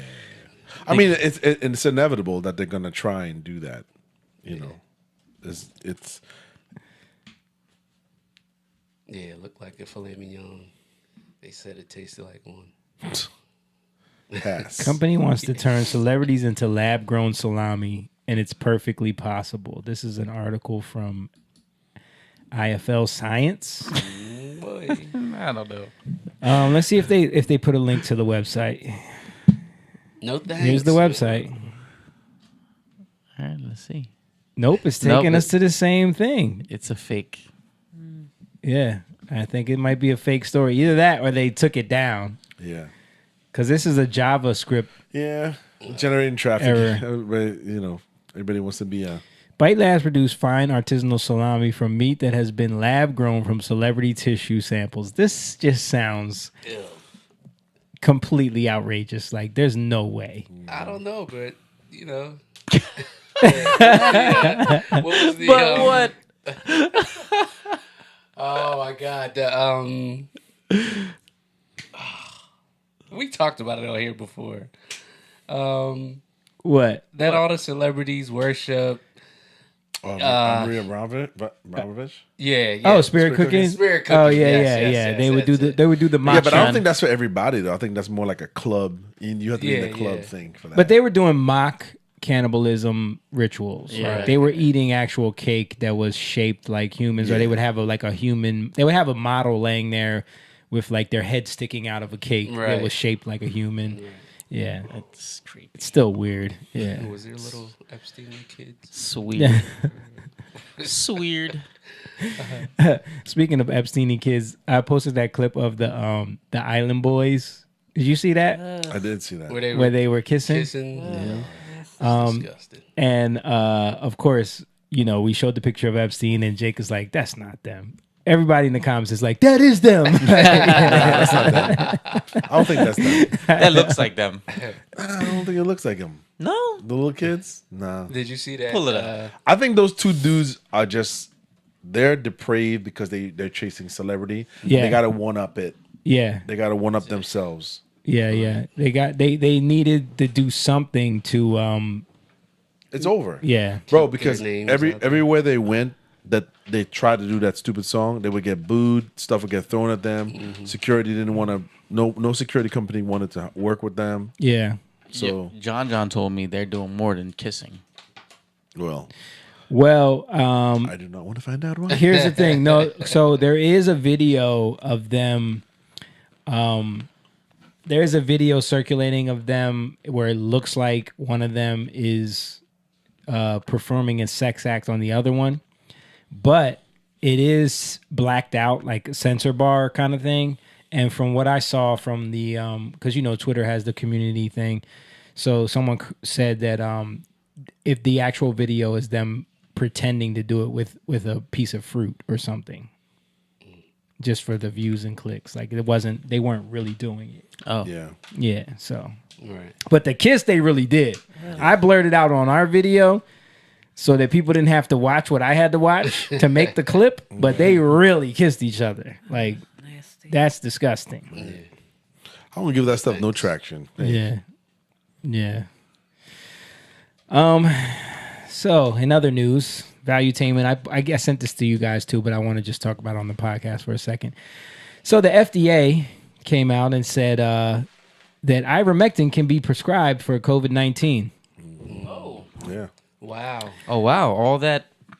Yeah. Also, apparently horse paste is allowed now. It's allowed, yeah. Yeah. This happened a few days ago. What happened? Has CNN, Dr. Willis. Gupta? Was it Gupta? Sanjay Gupta? Sanjay Gupta. Yeah. Has he come out and made a statement? And, have they reported on this? Yeah. Right.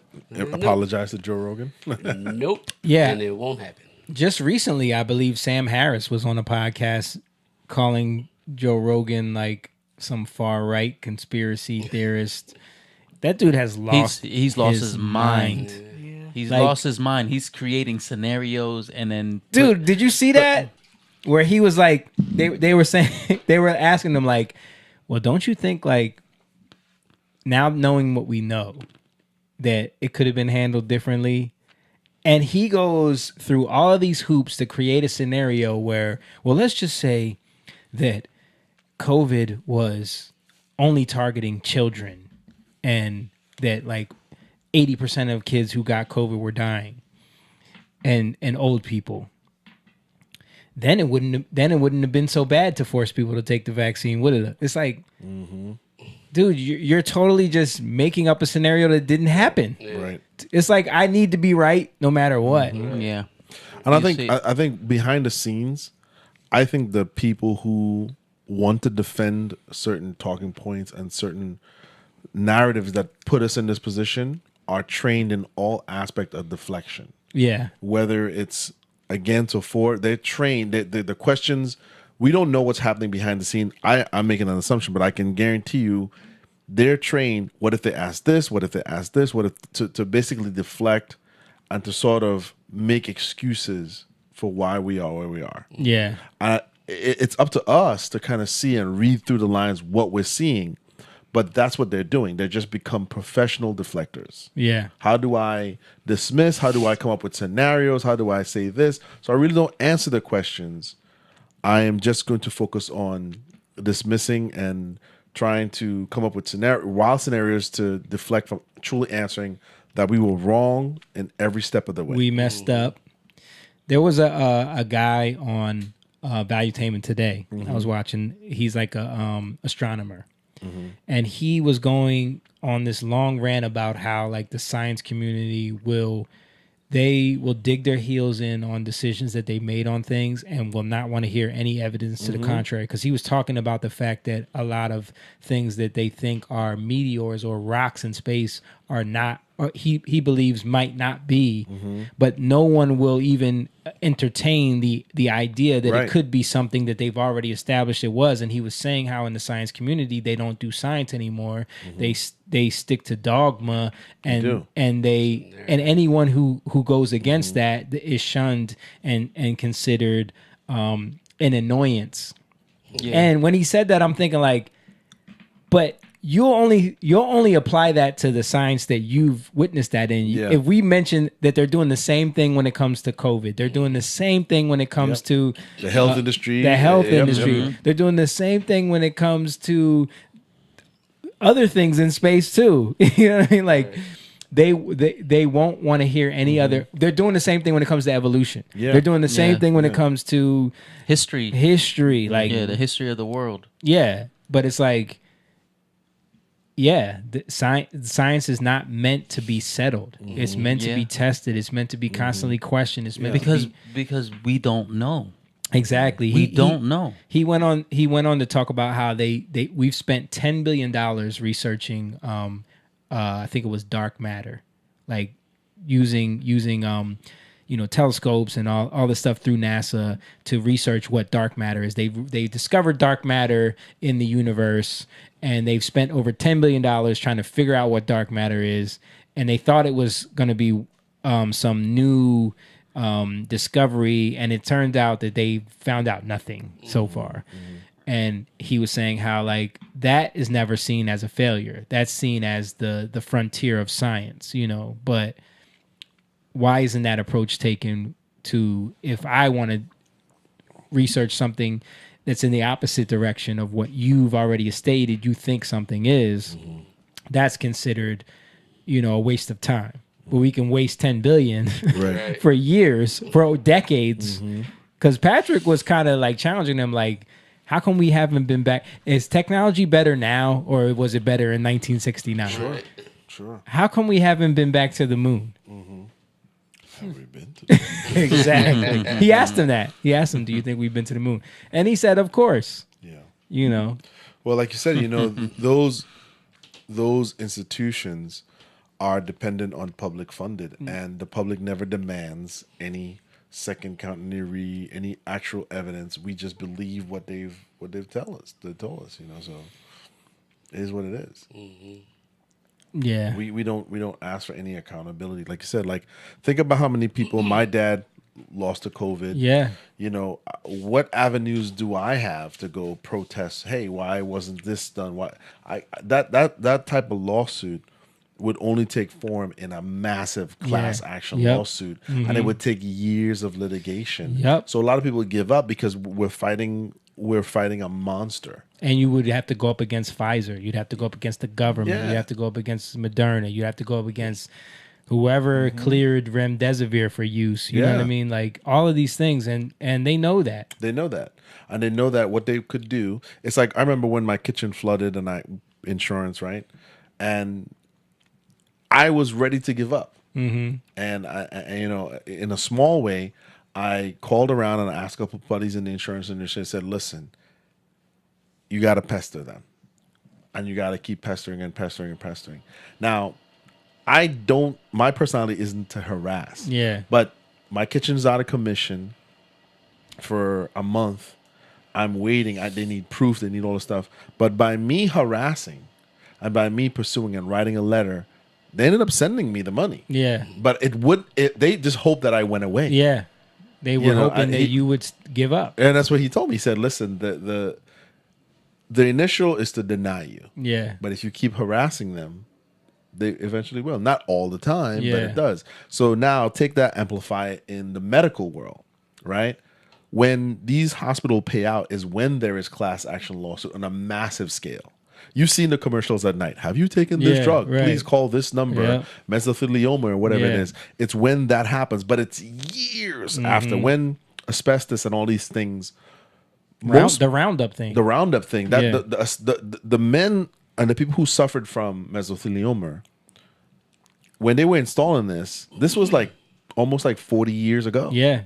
So the class action lawsuit for COVID would be when? Yeah. You know, so people just give up. Yep. You know what I mean? Because it would be, 20, 40 years from now? My kids or your kids are, if you took the COVID vaccine, blah, blah, blah, call this number. Right. You know? Yeah. I don't know. I'm speculating. No, but you're Allegedly. right. Allegedly. You're right. Allegedly. So Jake said he sent me a video. I'm going to play it real quick. Apparently it has something to do with what we're talking about. Oh, that's it. Jake always sending vaccinated who are the problem, period, end of story. The only people that you can blame, this isn't shaming, this is the truth. Maybe they should be shamed, are the unvaccinated. It's time to start blaming the unvaccinated folks, not the regular folks.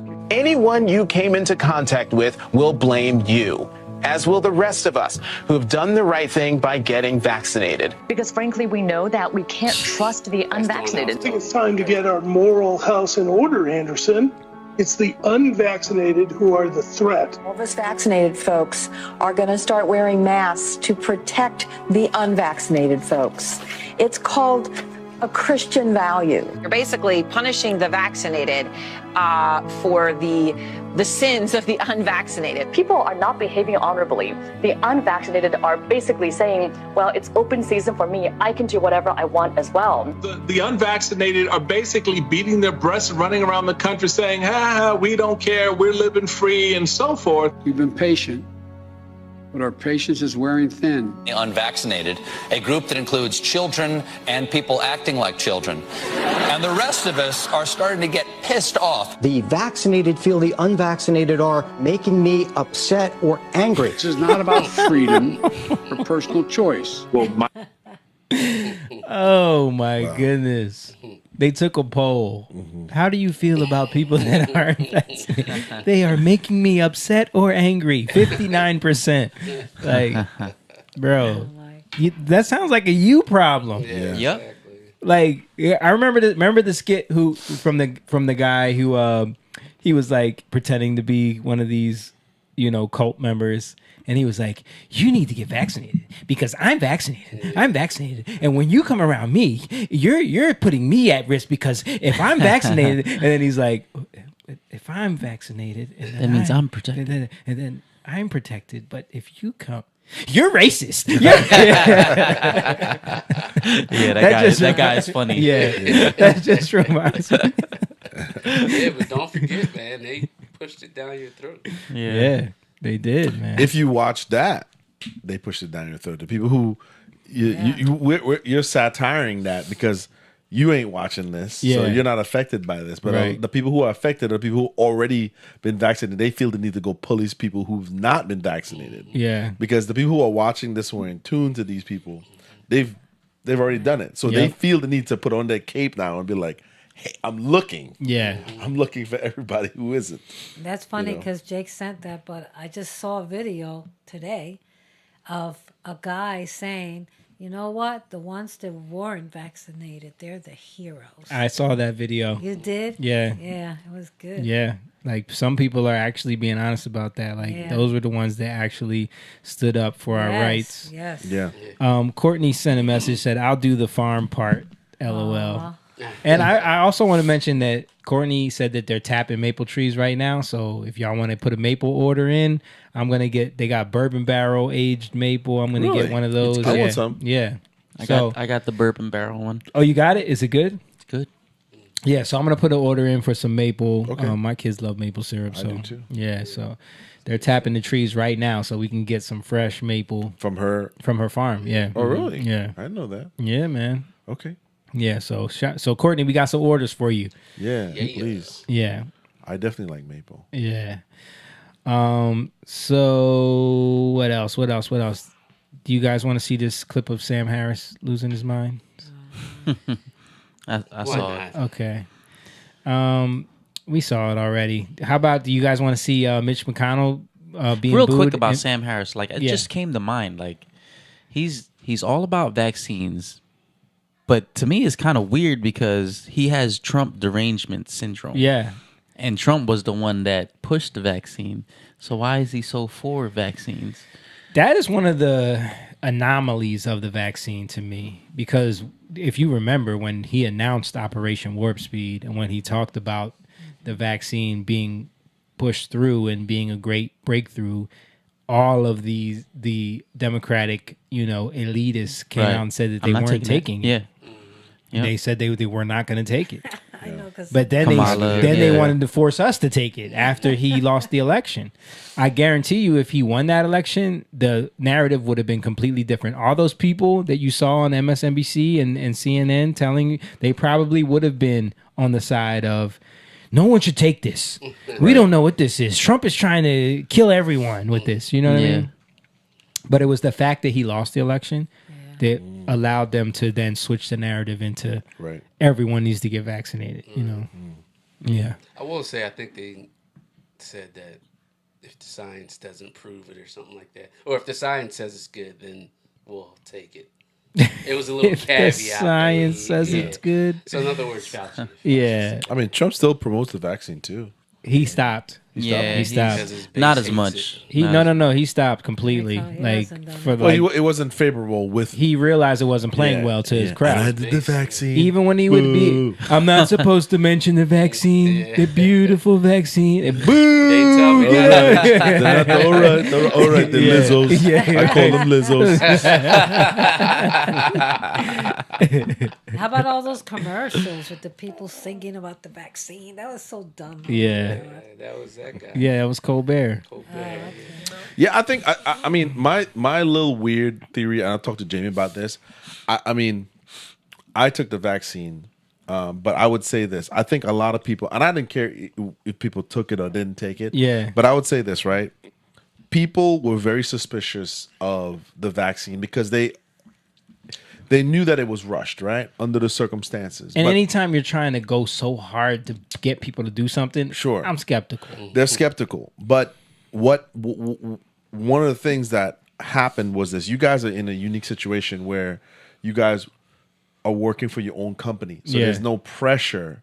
There's no pressure. You know what I mean? Yeah. A lot of people face pressure. Yeah, they absolutely do. So Dave isn't forcing you. There's no mandates or anything like that. Myself, we had a couple situations that we had to maneuver. Right. We did. But a lot of people felt pressured by their jobs, their peers. So people were afraid.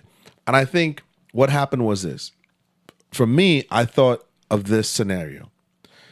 A lot of people that were pressuring or feeling the need to jump on the bandwagon to police other people were this: if I'm forced to take this, I don't want to be the only idiot that took this, or one of a few people that took this and pay the price for it, whether it's the ultimate price or it's some sort of medical trauma that I face. So I would feel much better if I'm gonna have to take this, I want other people to take it too. Yeah. I don't want to go down on this sinking ship. Right. So people felt the need to want to police other people who had the freedom, right? Entrepreneurs being one of them, people like yourselves, to not take this, and I be the only one suffering the consequences, or me and a couple of people. So I would rather, if I'm gonna go down, I want people to go down with me. You know what I mean? And I think it was a test for a lot of people. I mean, I remember. It was getting to the point with my wife at her job where they were considering mandating it, and we had that conversation. Like, you gonna have to figure out what moves you're making. You know what I mean? Because we can't allow those pressures to dictate how we live our lives. And that's what I mean? That's the thing. Is the pressures, because that's what'll happen. And we again, another thing we talked about is part of, like, with the police, right? Like, there are plenty of good cops. Yeah. There are plenty. We know that. I've done law enforcement for years. I know there are good cops. But it is when those good cops stand by and watch other cops do things and don't report them that things take a certain narrative, and they just sit back because they're worried about their job, their house, their kids, and all those kind of things. This is sort of the first time we saw the public taking a stand to this level. We've seen it, but not to this level. And I think people were very fearful of losing their job, losing their livelihood. You guys, when this first initially started, there was a lot of videos of doctors that were coming out protesting this. Yeah. And that, when their doctor degree and their title and the money that they made and or their profession, their license were being threatened. Yeah. They went away. A lot of them caved. Yeah. A lot of them caved. You know what I mean? And only certain people could do it because I watch Joe Rogan. Joe Rogan also is a multimillionaire. Yeah. You know, he doesn't move in the same space. So a lot of people were caving in because of pressures of the job that they had. And which is understandable. And a lot of people didn't know, and they ended up losing their job. Yeah. And the good thing is they sued their company. Yeah. Right. And they either New York that happened, right? That's true. Yeah. Airlines that happened. And maybe that's the lesson. The lesson is, okay, you persevere through the difficulties. Yeah. And you don't just give up, but you pursue. You never bow to tyranny. You never bow to it. You never bow to tyranny. That should be something that's just ingrained in us, you know. And I think that even that, like, you know, all of these tactics of like shaming and trying to force people, even with the mask thing, it was like all of this was, they didn't understand that it's people pushing back against tyranny. It doesn't matter if you think it's stupid. It doesn't matter if you think that. It's about, what is it though? People understand how tyrannical orders can start. Sure. And if we're going to allow them to mandate this, they will mandate anything. And so we need to push back against it. Yeah, they could prop up wars. They could prop up scenarios as it happens. They're going to try it again. They already told you there's going to be another pandemic. Right. This was like a test run. And I think they realized that it didn't have the effect that they thought it would, you know? Yeah. I mean, at the end of that video, Joe was up there saying it's not about personal choice or freedom. Yeah. It is exactly about personal choice. That's what this country is all about. Yeah, exactly. Yeah. If we lose that, then it's not America anymore. Exactly. And that's what they want. That's what the elites Right. want. Yeah. That's what the globalists, the World Economic Forum, the Klaus Schwabs, and the Bill Gates. Yeah, a president should not be, you know, saying that to me. Like we're losing patience. Yeah. Right? Yo, We're you losing patience. threatening us? We're losing patience with you guys wanting to be free. Yeah. Can you just let us enslave you, please? Like we're tired of it. Remember the one clip of the dude from World Economic Forum talking about how they could introduce vaccines through an like an implant under the skin or something like that, and he said, imagine the compliance. Yeah. You have no choice. You wouldn't have a choice. Yeah, bro. I remember, dude. Our pediatrician have asked us every time we went. Alonzo he's new. Yeah. At that time, he's probably a couple months old. Are you guys interested in doing the vaccine? Yeah. The COVID vaccine. Yeah. I mean, Brand.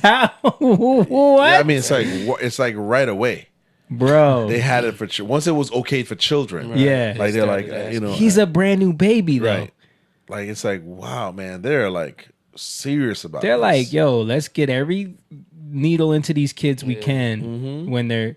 But they know that, especially for new parents, you're so fearful of anything bad. That's I think that to me is what I notice is the fear. You know, because it's the natural instinct of once you have a child is to protect that child. Yeah, and they prey upon. Yeah, you know. I want James to do the I want him to do the circumcision story so that with the doctor with the I have to do a skit. You got to do it with the and you need the glasses. You need the glasses. We need a piece of paper and we need glasses for him to pull it off. We need to do because James always wanted to do skits. Yeah, I know. He wanted to do the skit of you. Like he actually called me. I know. I never talked to you about that. He told me. He called me. He's like, yo, we got to do a skit. I wanted to do a skit without Jamie, you know, and can you edit it? And I want you to be there. I want you to play, you know, a character. He was going to get a beard. Pretend to be you. Because for those who don't know, he's talking about the time we went to the lake in like somewhere in the like middle of New Jersey, and I lost my wallet. I forgot I had left my wallet in the back pocket of my swimming trunks, and I lost my wallet in the middle of this lake, in a brown lake. Yeah. So I told Swimming. We're trying to we realize it's gone. I was hoping I would find it when I got back home. It wasn't there, and I knew it was in that lake. So I told James, like, "Yo, I'm going tomorrow. I'm going to see if I can find it." And this brother is like, "There is no way in hell that Jamie is finding this wallet in the middle of this lake." So I got up early in the morning. I took Elise with me. And I was like, "Yo, I said you're gonna help me." I took both of them with me, and I said, "You're gonna help me find this wallet." And we drove up there, drove up to that lake, and I dove in that water. With people there too. There was people there, and I was nervous because I'm like, someone might have found it, you know, or I was just thinking like it could have floated anywhere. Sure. So I went to like kind of the area where we were, and I dove under the water with some goggles and found it right away. I immediately took it out and sent a picture to him, and he was like, "How the hell did you find that?" So what was the skit was gonna be? The skit was gonna be me, you losing the wallet, yeah, and then looking for the wallet, and then you can't find the wallet. I'm like, "Yo, you're never gonna find this wallet." And then me talking to you, like, "This brother's crazy." And then the Mission Impossible music plays, and he's like, "You don't know me. I'm a member and of you're gonna have full scuba diver gear on, over exaggerated. Yeah, but what's funny is that I was supposed to be James, and he was gonna be you. He was gonna get a beard, a ginger beard. You don't doubt me, brother. I was shocked you found it. Yeah, listen. Man. Well, it was a lake, so there was no current in the. If that was a beach, there's no way he would have found it. Yeah, no. But way. yeah, man, and we were out pretty far. Yeah, we weren't like close. Yeah, so I was like, man, we're out there. We're at least, I would say, probably about like maybe 6-7 feet, maybe a little bit deeper. Of water. I'm like, how did he? I mean, it was one of those metal wallets, probably that he had. No, it was a regular leather wallet. Oh, okay. But what happened was, and I was planning. I was expecting to be there for a couple hours, like searching for this one, because I didn't want to go like replace my license. I had all my credit cards. That was the other thing. He had to leave. I had a flight coming up in a couple days. Yeah, I remember that. Yeah, so I was like, man, I'm gonna have to I could have took my passport and went on the flight, but I was just like, I gotta find this wallet. All my debit card, my credit cards, everything's in there. Yeah. Mm-hmm. So I was determined I was gonna find this wallet. Yeah, he found it, man. And when I tell you, you can ask Elise. We were there for 10 minutes. Yeah, you sent me the picture. I was like, "There's no way." Yeah, I was like, "How in the hell?" Talk about luck, man. I go play some numbers ASAP. Yeah. Jamie's good at finding stuff, though. Like another story, this is our bike riding time, right? Mm-hmm. And your friend Josh, you were there too. Yeah, you were there. Yeah, your friend Josh, he's a bike rider. He got the $1,000 bike. And we're all riding. You see Jamie trying to keep up with Josh. Josh is a bike rider. Jamie is keeping up with Josh, right? I was keeping up, but he knew he knew the trail. I didn't know the trail. He knew the trail, and he was like, yeah. And then you see Jamie, and then all of a sudden you see Jamie. We're going down the hill. I see his legs like, whoa, and then he dives into leaves, right? Yeah. And then we end up finishing right after that. You got up. We did the rest of the trail. Did the rest of the trail? Let me break down what actually happened on the fall. And then you can continue. Because Josh was right in front of me and I'm following him. I'm the next in line. He was in front of everyone. So I'm the next in line. We're all in line. We're going through the woods in a small trail with mountain bikes. Yeah. So you can't all be next to each other. We're all in a line. So I'm following him, and he knows the trail. So he's ripping and running through this trail, and I'm following him. And then we get to this part of the trail where there's like a small plank of wood, and then a big gap, and then on the other side there's like a hill. So he just maneuvers over this thing, and I get to it, but he doesn't like give you a heads up or nothing.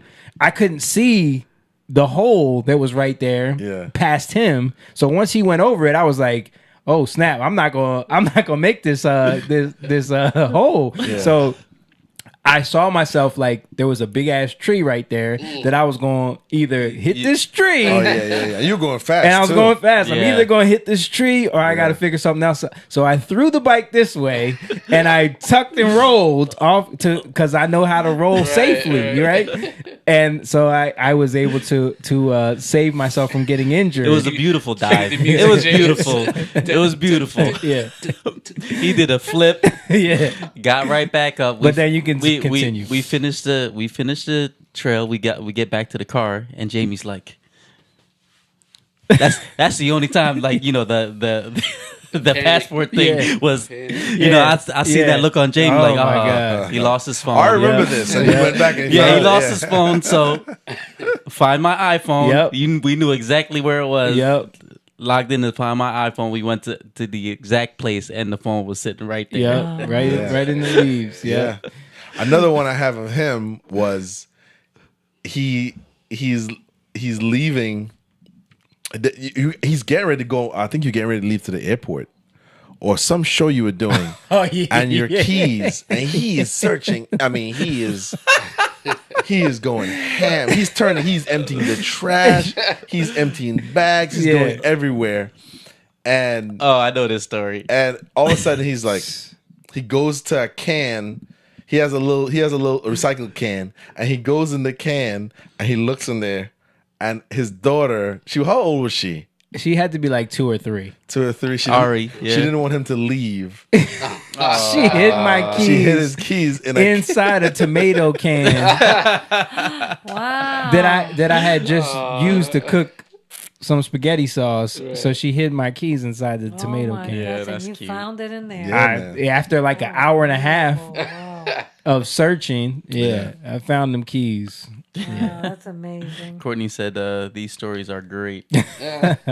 Listen, he's lucky, man. Bro, he's lucky. The passport one is the most lucky though. Yeah. That's not luck, bro. That is Jesus. I can believe it. Yeah. That is Jesus. Yeah. That like for that plane, there's no way to end up right back. Yeah. There's no way. It went around the world. Literally it went to around Africa, the world. Then to like the Middle East, and then came right back to me and brought me my passport back. Yeah. That's amazing. And if it didn't, I wasn't going to be able to make the cruise because they left me. They were they were boarding the boat the next day. Hey, I was gonna stay with you. No, I know, but there's no way. There was no way. I had to let them leave, and I was stuck. So what happened was, for those that don't know, my passport, and this was a valuable lesson I learned as well. I was wearing these Adidas pants that I have. I don't think you learned any lesson. No, this was a valuable lesson. What lesson you learned? When you travel, you got to make sure you have. First of all, if you're gonna put stuff in your pockets, make sure they have zippers or they're like deeper pockets. Yeah. These Adidas pants that I had really shallow pockets. Yeah, and no back pocket, which I hate as well. Yeah. Because if you put your wallet or stuff in these side pockets in those airplane seats, and that's what happened. So I had my passport in my pocket, and apparently during the flight, I fell asleep on the flight. It was early morning flight, and the passport fell out of my pocket in between the seat and the wall. I was on the window seat. Ooh. So I didn't realize it. So we get off the flight, and then so this is a flight. This is the layover to Houston. So we go to Houston, and then we're going to Mexico. Yeah. So we get off the plane in Houston, and we're hanging out at the airport. I'm thinking everything is cool. Yeah.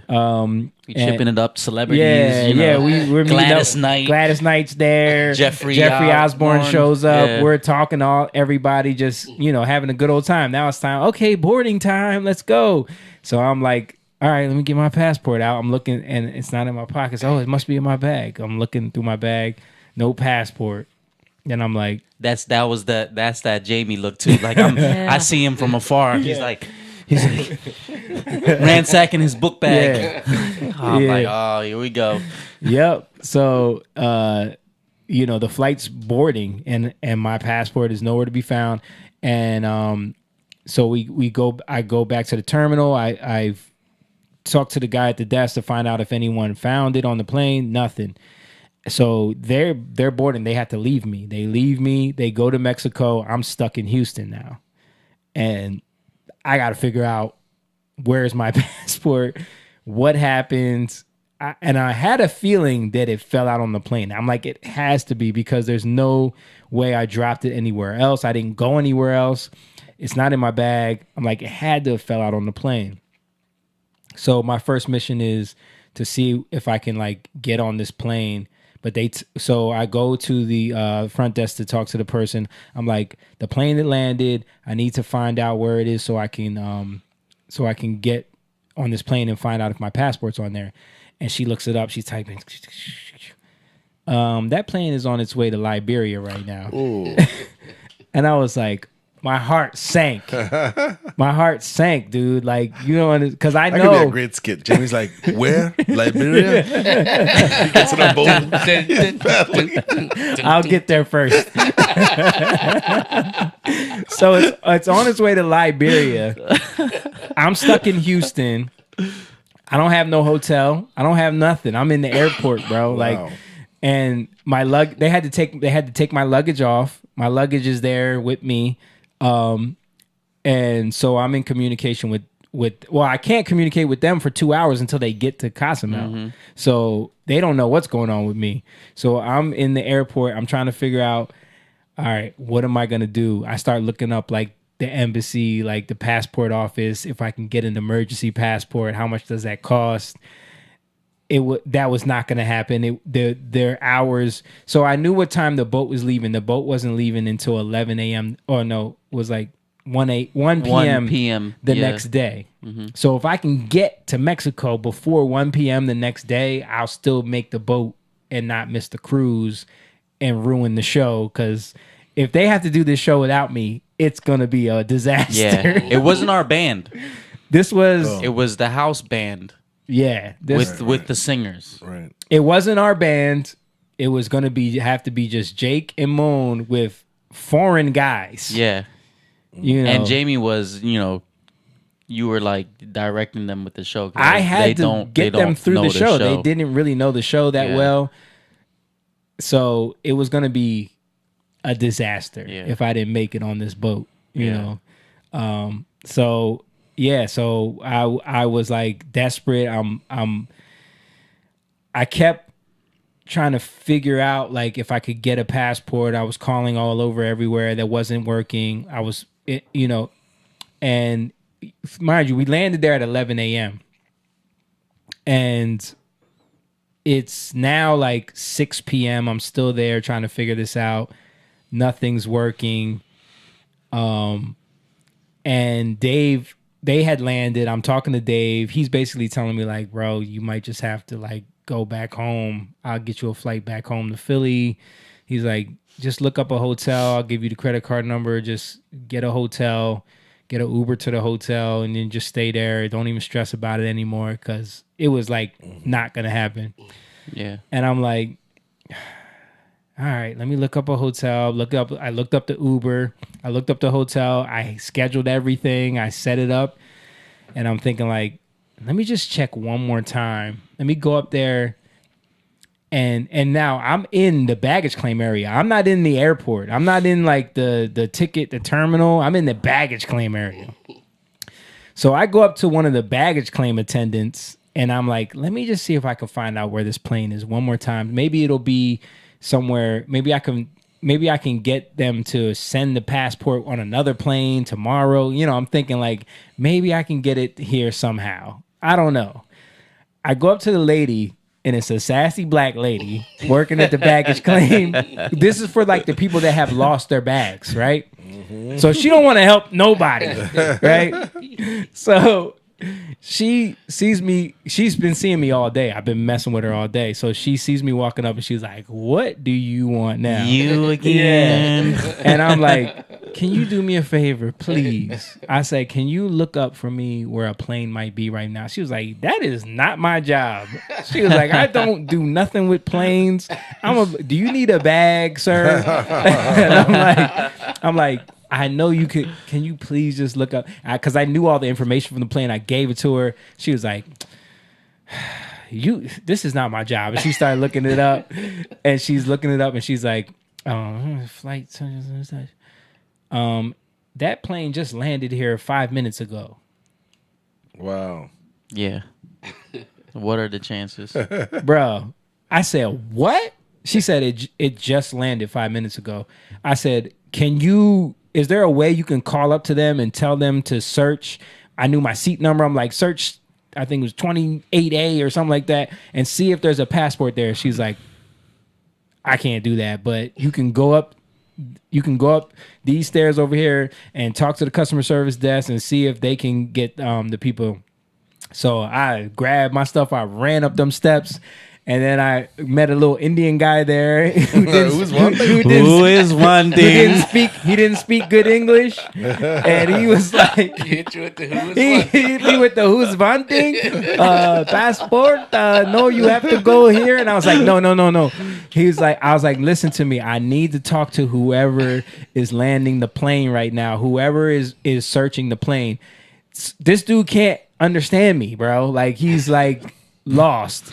So he literally calls the plane, the people working the plane, and he just hands me the phone. So then I talk to them. I'm like, I think my passport is on that plane. Can you check blah, blah, blah, blah, blah. No one. So now imagine they're telling me, oh, if it was on the plane, then they probably found it when it landed in Liberia. It's probably in Liberia over there. And they probably have it at their lost and found, and they'll probably ship it to you within the next like 5 or 7 days. Right. I'm like, that can't happen. I need it now. So I told the lady, like, just check by my seat, please.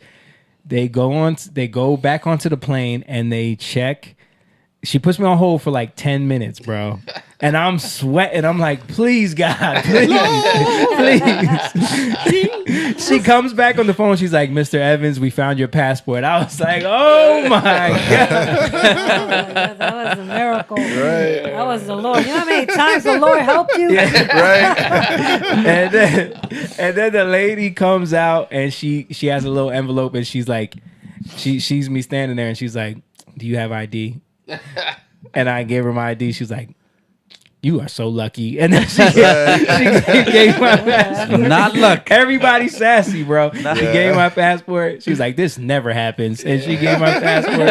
And I immediately, as soon as she handed me that passport, I took a picture of it and sent it to all of them. Same thing I did to you with the wallet. Bro. I took a picture and sent it to all of them. And everybody was like, yo, bro, on the flip side, though, like, you know, we land in Cozumel, right? And we're all like bummed. Yeah. We're bummed. We're about to go to this beautiful resort. We're going to have a whole day. Yeah. Plus the morning, you know, I had planned on like, you know, going to the beach and having fun. Yeah.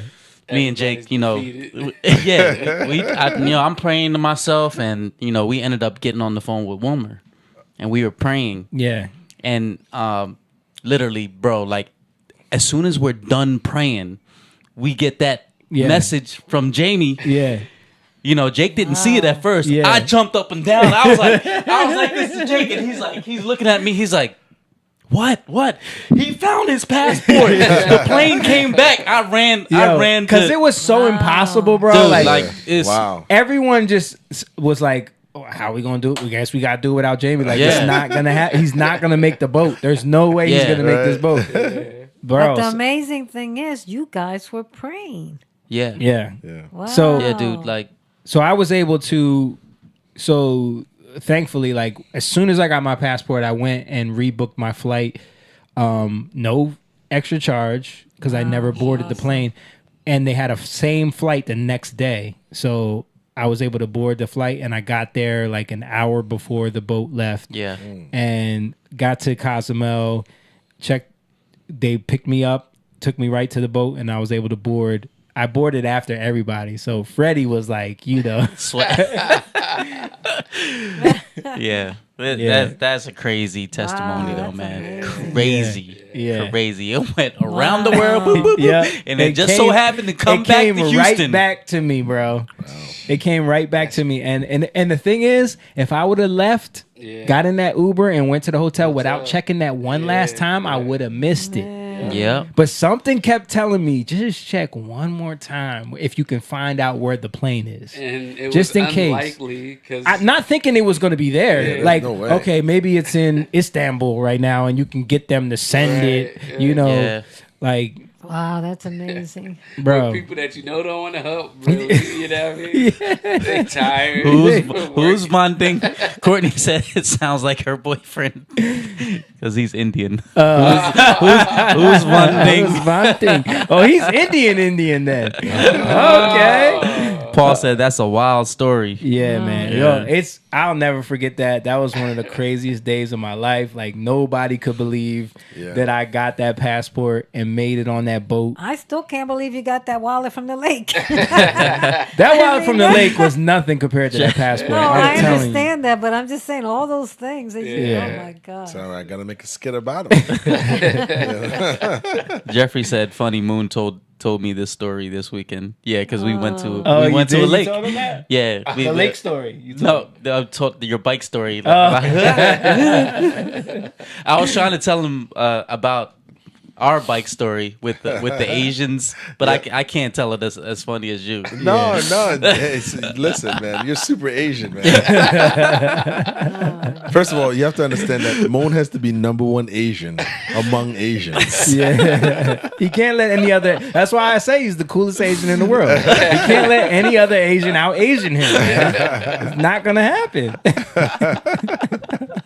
Yeah, I was trying to tell him that I was riding John's bike that with one gear. Yeah, one gear the whole time, and it was like a mountain bike, right? Mountain bike. We went to Diamondback. It was. Yeah, it was in Delaware. It was a pretty heavy White trip. Clay. White Clay. Yeah. White Clay. Yeah.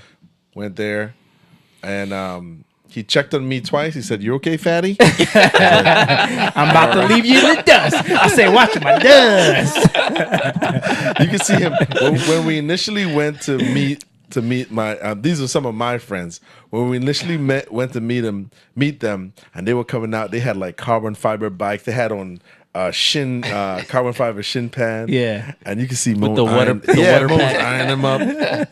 No, bro, I was scared. I was like, "What did James get me into?" Like, they serious about this. This is the way, like, I envisioned it. Like when we got there, we have our little corny bikes, compared to them. Yo, they come out of the garage, right? Yeah, and the garage slowly lifts up. 80s music and is playing. All you hear is gonna fly down. Smoke coming out of the smoke coming out of the garage. They have their bike on their shoulders. It weighs 1 pound. One dude, carbon fiber. He's holding it with the finger. Yeah. They have their water packs on. Yeah, they're drinking. They're drinking water from the thing from the backpack. They're like with their gears, their shoes. They did have I was like, oh my goodness, I got John's bike. What am I gonna do? It don't shift gears. Right. Mo was like, I'm in Timberlands right now. I had cargo shorts on. That was true, man. That trail, I was right. It was hard. Some of them hills were like that. That's when I left James. I was like, bro, you good? He was like, no, just leave me. It was him and one other fat Filipino who had too much pancit. He was like, just leave us. I'm like, are you sure? You good? You good, bro? Yeah. And I just went one by one. I'm passing another Filipino, cool Filipino with the water pack. Yeah. Another Filipino. Mo was not gonna let none of them beat him. No. None of them was gonna beat him. Yep. He had to win. Yeah. That's great. Yeah, it was funny though. Jake said me and Moon were praying like crazy. Yeah, I know, man. I remember, bro. That was a crazy, Yeah, that's crazy a crazy day. story. Yeah. Courtney said, if you make the skit, I want to be the lady at the counter. Oh. The angry black lady. She wasn't angry. She wasn't angry. She was just sassy. You know, but I know how to deal with sassy. I got her to do what I wanted anyway through the sass. I know how to deal with that. Man. She did not want to help me, bro. She was giving everybody attitude. Oh, man. You're persistent. That was like that moment when, we got the news that you found your passport. That was one of the happiest moments of my life. But I mean, listen, if we do the skit though, we can't do it like that. I want to do it with Jamie's like on the plane. Damn, this is a big budget. We gonna have listen, CGI. I want to see Jamie like in my mind. Listen, I'm not Spike Lee. I'm Ike Yee. That's how I want to do it. All right. I want to do it where the lady says, "You're never gonna get this," and he's like, I'm never gonna get what. I have a unique set of skills. It's the fine shit that was lost. He looks around. He says, "My name is Jamie. I'm the lead singer and engineer of Shaitan. Nothing escapes me." He gets on the. So funny. Oh, wow. That's the movie I would have write. Moan is on the other end, like he'll never find it. Oh man, he lands there in time right before you guys go, and he parachutes down. That's what I told Freddie that we were at breakfast. He was like, man, I didn't think you were gonna make this boat. I said, bro, you would have seen me swimming right along there because we were looking out the porthole. I was like, you would have seen me swimming right there to get on this boat to make sure I got here before you did a show. Before the skit though, it'd be you wearing them pants, and Jake's like, man, I don't think you should wear those pants. They're not great for holding passports. I mean, come on, man. These pants are stylish, man. H&M special. Every skit starts with us telling Jamie, you shouldn't do that. Yeah. Don't do that. And I don't listen. He'll listen. Yeah. He'll listen. Oh my god. Oh man. Yeah. It's been fun. Yeah. It's a fun one. All right, guys, let's wrap it up there. I did want to show before we leave. Oh, James, you sent me something? I was just sending you the Dumb and Dumber airport. The airports. Oh.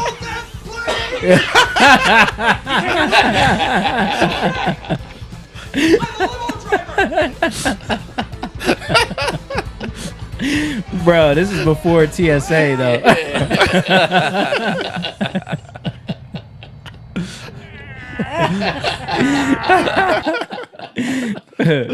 He would have had to run through at least 4 sassy black women if he was in Philly before he could get to that point. Hold on real quick before we wrap up. I wanted to show, I gotta pay homage to this guy, man. I forget his name all of a sudden. But he put out a song. Oliver, yeah, his name's Oliver, right? Yeah, I forget his. I think it's something Oliver or Oliver. Oliver Anthony. There you go. Yeah, so he put out this song. Where's the audio? I ain't got no audio. He put out this song and it hit number 2 on iTunes. I think number 1 today. It hit number 1 and then went to number 2. Okay, it's a good song. I don't know why we don't have no audio, but one of the things that I posted this on Instagram and I said, this gives me hope that lyrics and songwriting still matter. Mm-hmm. Because he's writing a song about the working man, basically. Matter of fact, I'm gonna see if I can pull it up, just because. What's the name of the artist? Oliver Anthony. And it's called Rich Men North of Richmond. Oh, I heard that one. That's funny. I heard that one just today. Yeah, it's making a bunch of waves People are Well, he has a beard. Yeah, Joe Rogan posted it. He has a guitar and a beard, right? Mm-hmm. Oh yeah, okay, I see it. That. Just a simple video. Simple song, like it's just voice and guitar. Yeah. Hold on, let me go. I think at one point number 1 and 2 was him, and then Aldean. Hey, Jason Aldean, yeah. Wow, Yeah. that's amazing. Yeah. That gives you hope for this country, right? It gives me hope for music, man, because like I said in my post, like we're told so many times, especially by like record execs that have no talent, that if it's not a certain style, if it's not catchy to the youth, if it's not a beat and a hook and a bunch of hooks and a concept, then it's not gonna sell. And for him to put out a song and in 3 days it hits number 1 on Apple Music, and the song is just him and acoustic guitar, Working all day, overtime hours for bullshit pay, so I can sit out here and waste my life away. Drag back home and drown my troubles away. It's a damn shame what the world's gotten to for people like me and people like you. I can do this shit. Okay, this is Nico. I'm trying to find a real clip. But it is, oh it is, living in the new world with an whole soul. These rich men north of Richmond, Lord knows they all just wanna have total control. Wanna know what you think, wanna know what you do, and they don't think you know, but I know that you do, 'cause your dollar ain't shit, and it's taxed to no end, 'cause the rich men, north the rich men. I want to show one part where he in the second verse. Hold up, maybe this is it here. Because he said something. He said something really. Here we go. Look out for minors, and not just minors on an island somewhere. Boom! What? What? Let's play that again, because that bar was crazy. I wish politicians look out for minors, and not just minors on an island somewhere. Lord, we got folks in the street, ain't got nothing to eat, and the obese milking welfare. Well, God, if you're 5'3" and you're 300 pounds, Lizzo. taxes ought not to pay for your bags of fudge rounds. Young men are putting themselves 6 feet in the ground, 'cause all this damn country does is keep on kicking them down. Lord, it's a damn shame what the world's gotten to for people like me, people like you. Wish I could just wake up and it not be true, but it is. Oh, it is living in the new world with an whole soul. These rich men north of Richmond, Lord knows they all just wanna have total control.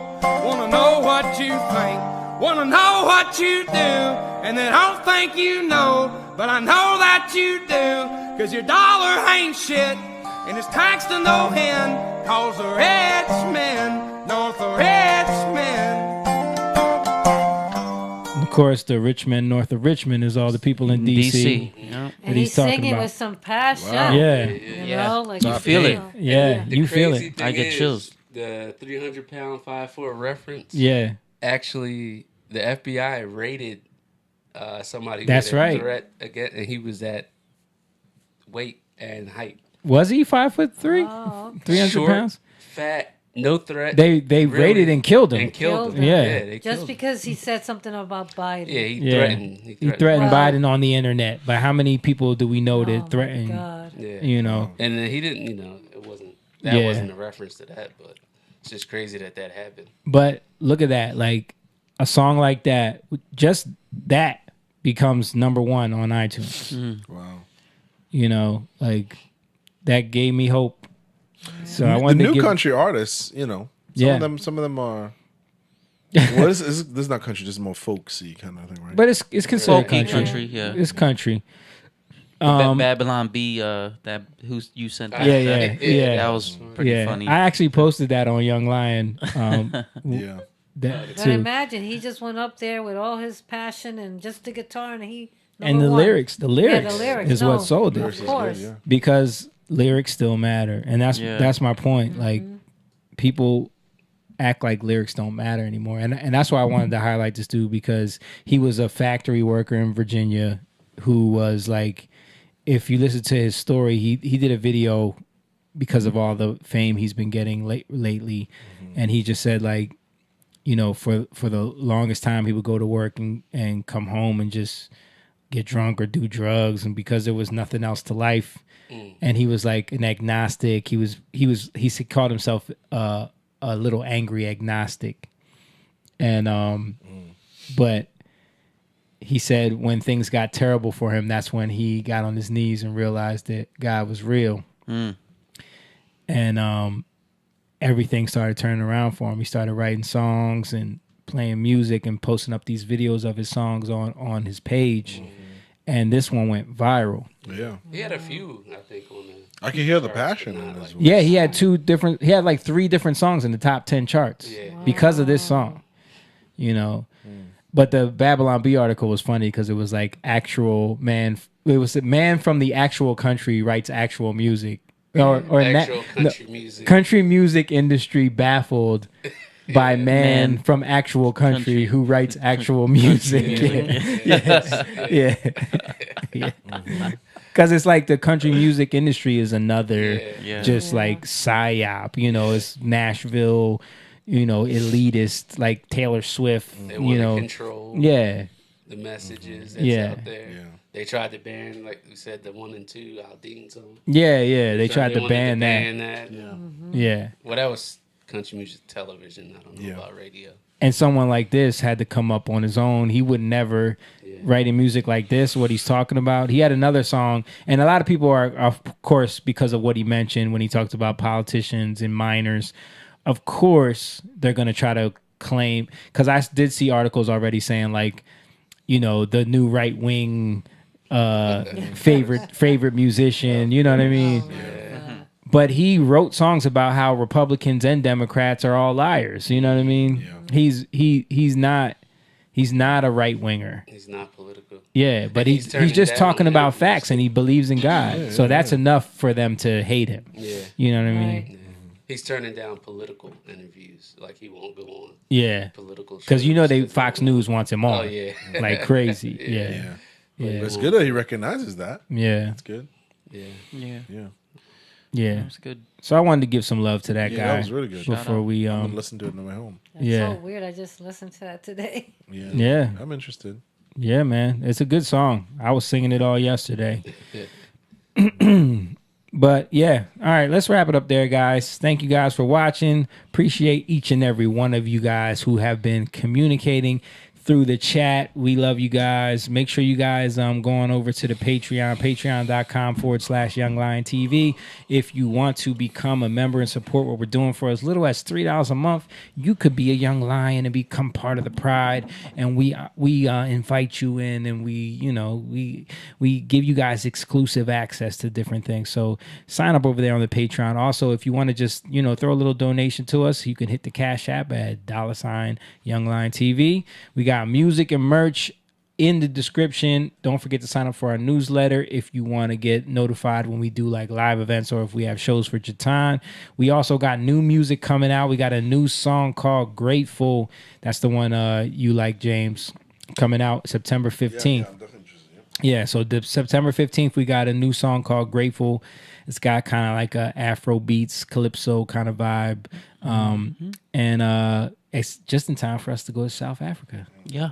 And hopefully we get to shoot some footage when we get out there for the song. So everybody stay tuned for that. And then, I'm glad to see everybody here tonight, man. It's good to have the Black Back Man back again. The Black Back. But yeah, it's good to have you guys. Love you guys. We'll see you guys next week. Paul said good one. Much love. Yeah, much love to you too, man. Courtney said good night. Good night, Courtney. Good night. Shout out to you guys. And we're out. Peace. Young lion, go live, yeah. Young lion, you rich, yeah. This kingdom